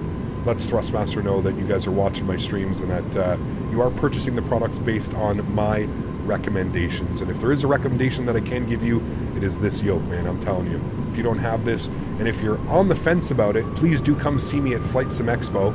I'll be at the Thrustmaster booth all weekend, and we can go fly an aircraft together using the TCA Boeing Yoke. So definitely want to check that one out. All right, I'm shutting up now. Enjoy the arrival, friends. That is a stiff crosswind. I don't think the winds are supposed to be doing that, but that's fine. 17 knots now, gusting crosswind.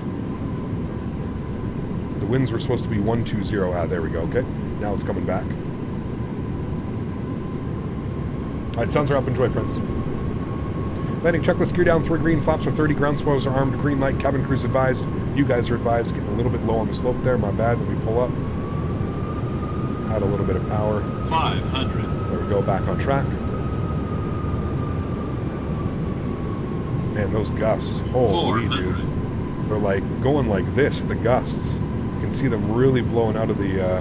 Approaching minimums. Off the right side now. A little bit high up on the slope. Continue. Stable, too wet, too right. We're looking good.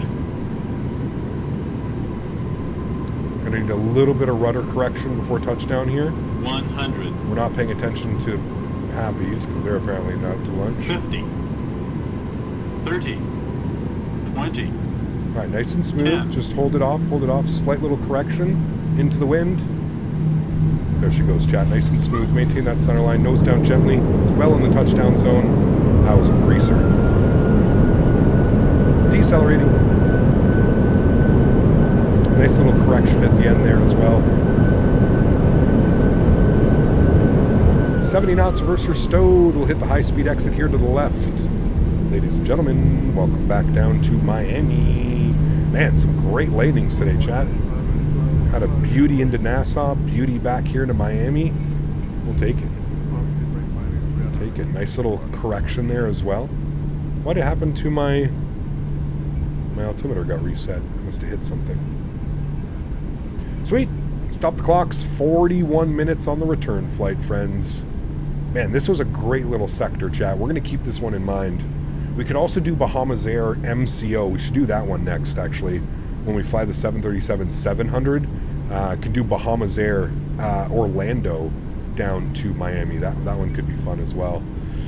Okay, we are vacated onto Tango. We're going to make a slight right here, and then we'll cross at Victor. Victor's right here. Let's go ahead and ground spoilers in and flaps up. Good. Oh, do we have ground online? Oh, we do have ground online. Okay, hold on. Let me... Oh, hold on. I'll get pulled up here at Victor. And we'll call ground. 121.8. I didn't even realize we had anybody online. 1218. I'm going to hold short here at Victor.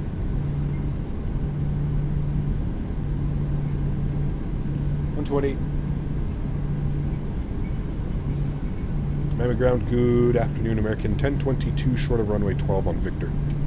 American 1022, Miami ground. Where are you parking today? Going, give me a second here, I'm checking with company. I think we're going Delta, Bravo, Delta 38. Roger, American 1022, cross runway 12 Victor, taxi to gate via Victor, Papa, Whiskey, November.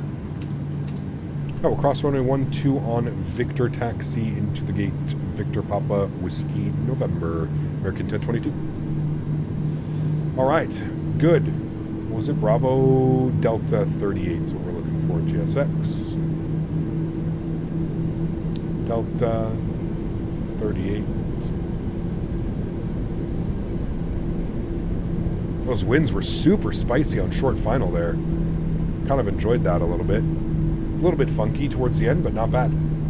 YouTube needs to up its app game to make it easy to at people like Twitch. Yeah. Well, you can't do it on mobile, right? That's the shitty thing. You can't do it on mobile. He wants us Victor, Papa, Whiskey, November. Pretty simple little taxi in chat. We're looking good. But I do agree, Matt. Yeah, for sure. You're going to watch the Discover 350 episode 4. Discover 350 episode in 20 minutes. Probably not. We got the Any Builds 350 coming out, man. I mean, I don't know. Stop the recording. We'll have that ready to go once we're up at the gate. That's what I meant on mobile apps. It's a pain in the ass. I agree, man. I agree. There should be a right turn here onto Whiskey, which it is.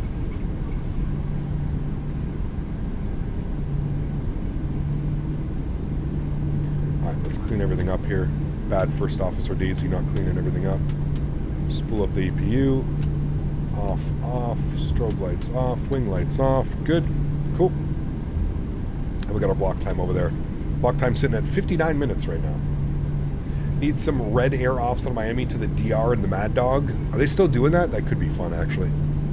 Maybe we can dust off the Leonardo. Feel bad with people tag me and I reply just to be bothered to type out a full name. I agree. Yeah, I'm surprised they haven't, to be honest with you. Surprised that's not something that they haven't done, brought to the app yet. YouTube's done a lot, man, over the last like year or two to like YouTube with the gifted memberships and like all the other stuff that they brought over. So I feel like it would be next or something.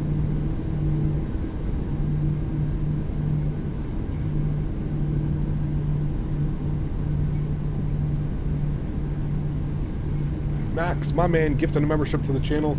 Huge no floaties to you, man. Thank you very much for support, Max. I appreciate you. That's incredibly kind. Thank you, thank you, thank you, man.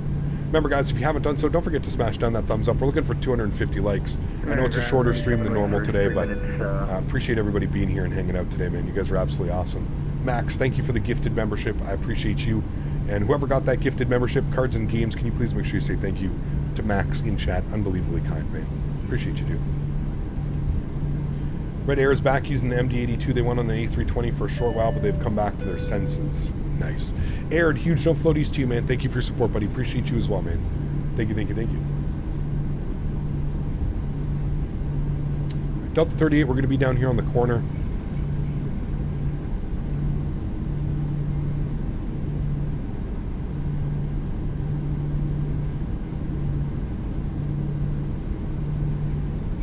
More months. Thank you very much, Aaron. I appreciate you, dude. 22 months as a business class member. Appreciate all the support, my friend. Thank you, thank you, thank you. We got Max gifting another membership to the channel. Thanks so much, Max. I appreciate you, man. Incredibly kind. Thank you, thank you, thank you, buddy. All right, we're going in here, chat. Taxi lights off. Bleeds and generators are on. We're going into the non-movement because we're getting parked up over here. What happened to the MD-11? Still in development, man. Still in development. Jay Stevens, my man, gifted a membership to the channel as well. Huge no floaties to you, Jay. Thank you very much. I appreciate you. Incredibly kind.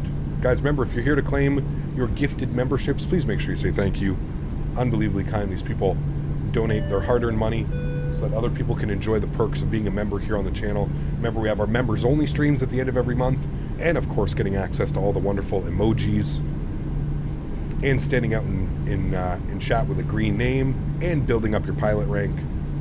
Absolutely epic. Thank you, man. Appreciate you, JJ. All right, here's our stand. Bravo or Delta? Delta 38. Delta 38 for us.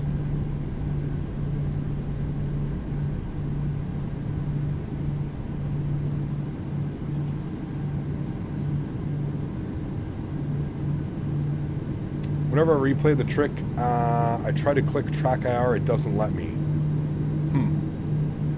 I can still use Toby when I'm in, but I don't know about track IR. I don't remember ever using head tracking on a replay.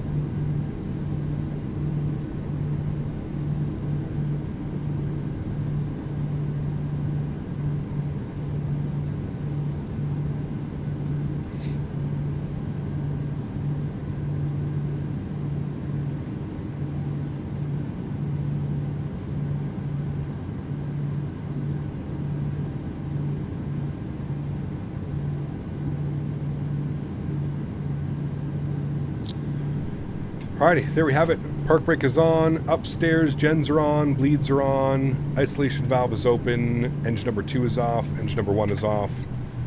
Beautiful. Ladies and gentlemen, welcome down. Anti-collision light comes off, seatbelt comes off, Alex come off, probe heat comes off, yaw damper comes off, fuel pumps come off. Ladies and gentlemen, welcome down to Miami. Max with another gifted membership. Max, thank you, man. I appreciate you, dude. Incredibly kind. Request deboarding. Let's jump outside. Let's have a little bit of a look-see here. There's our beautiful 737. Hey, took us way past the hold short line, but that's fine. GSX profile working its win again. Sweet. What a great day of flying, man. Absolutely great day of flying, chat. What was the final landing rate on that one? 9.9 on the G97. Yeah, that was a smooth one, Chad. That was a real smooth one. Quit that. Good. Sweet. Go and jump in. Let's have a little bit of a look-see here. Harry, celebrating 5 months. Appreciate you, Harry. Huge no floaties to you, man.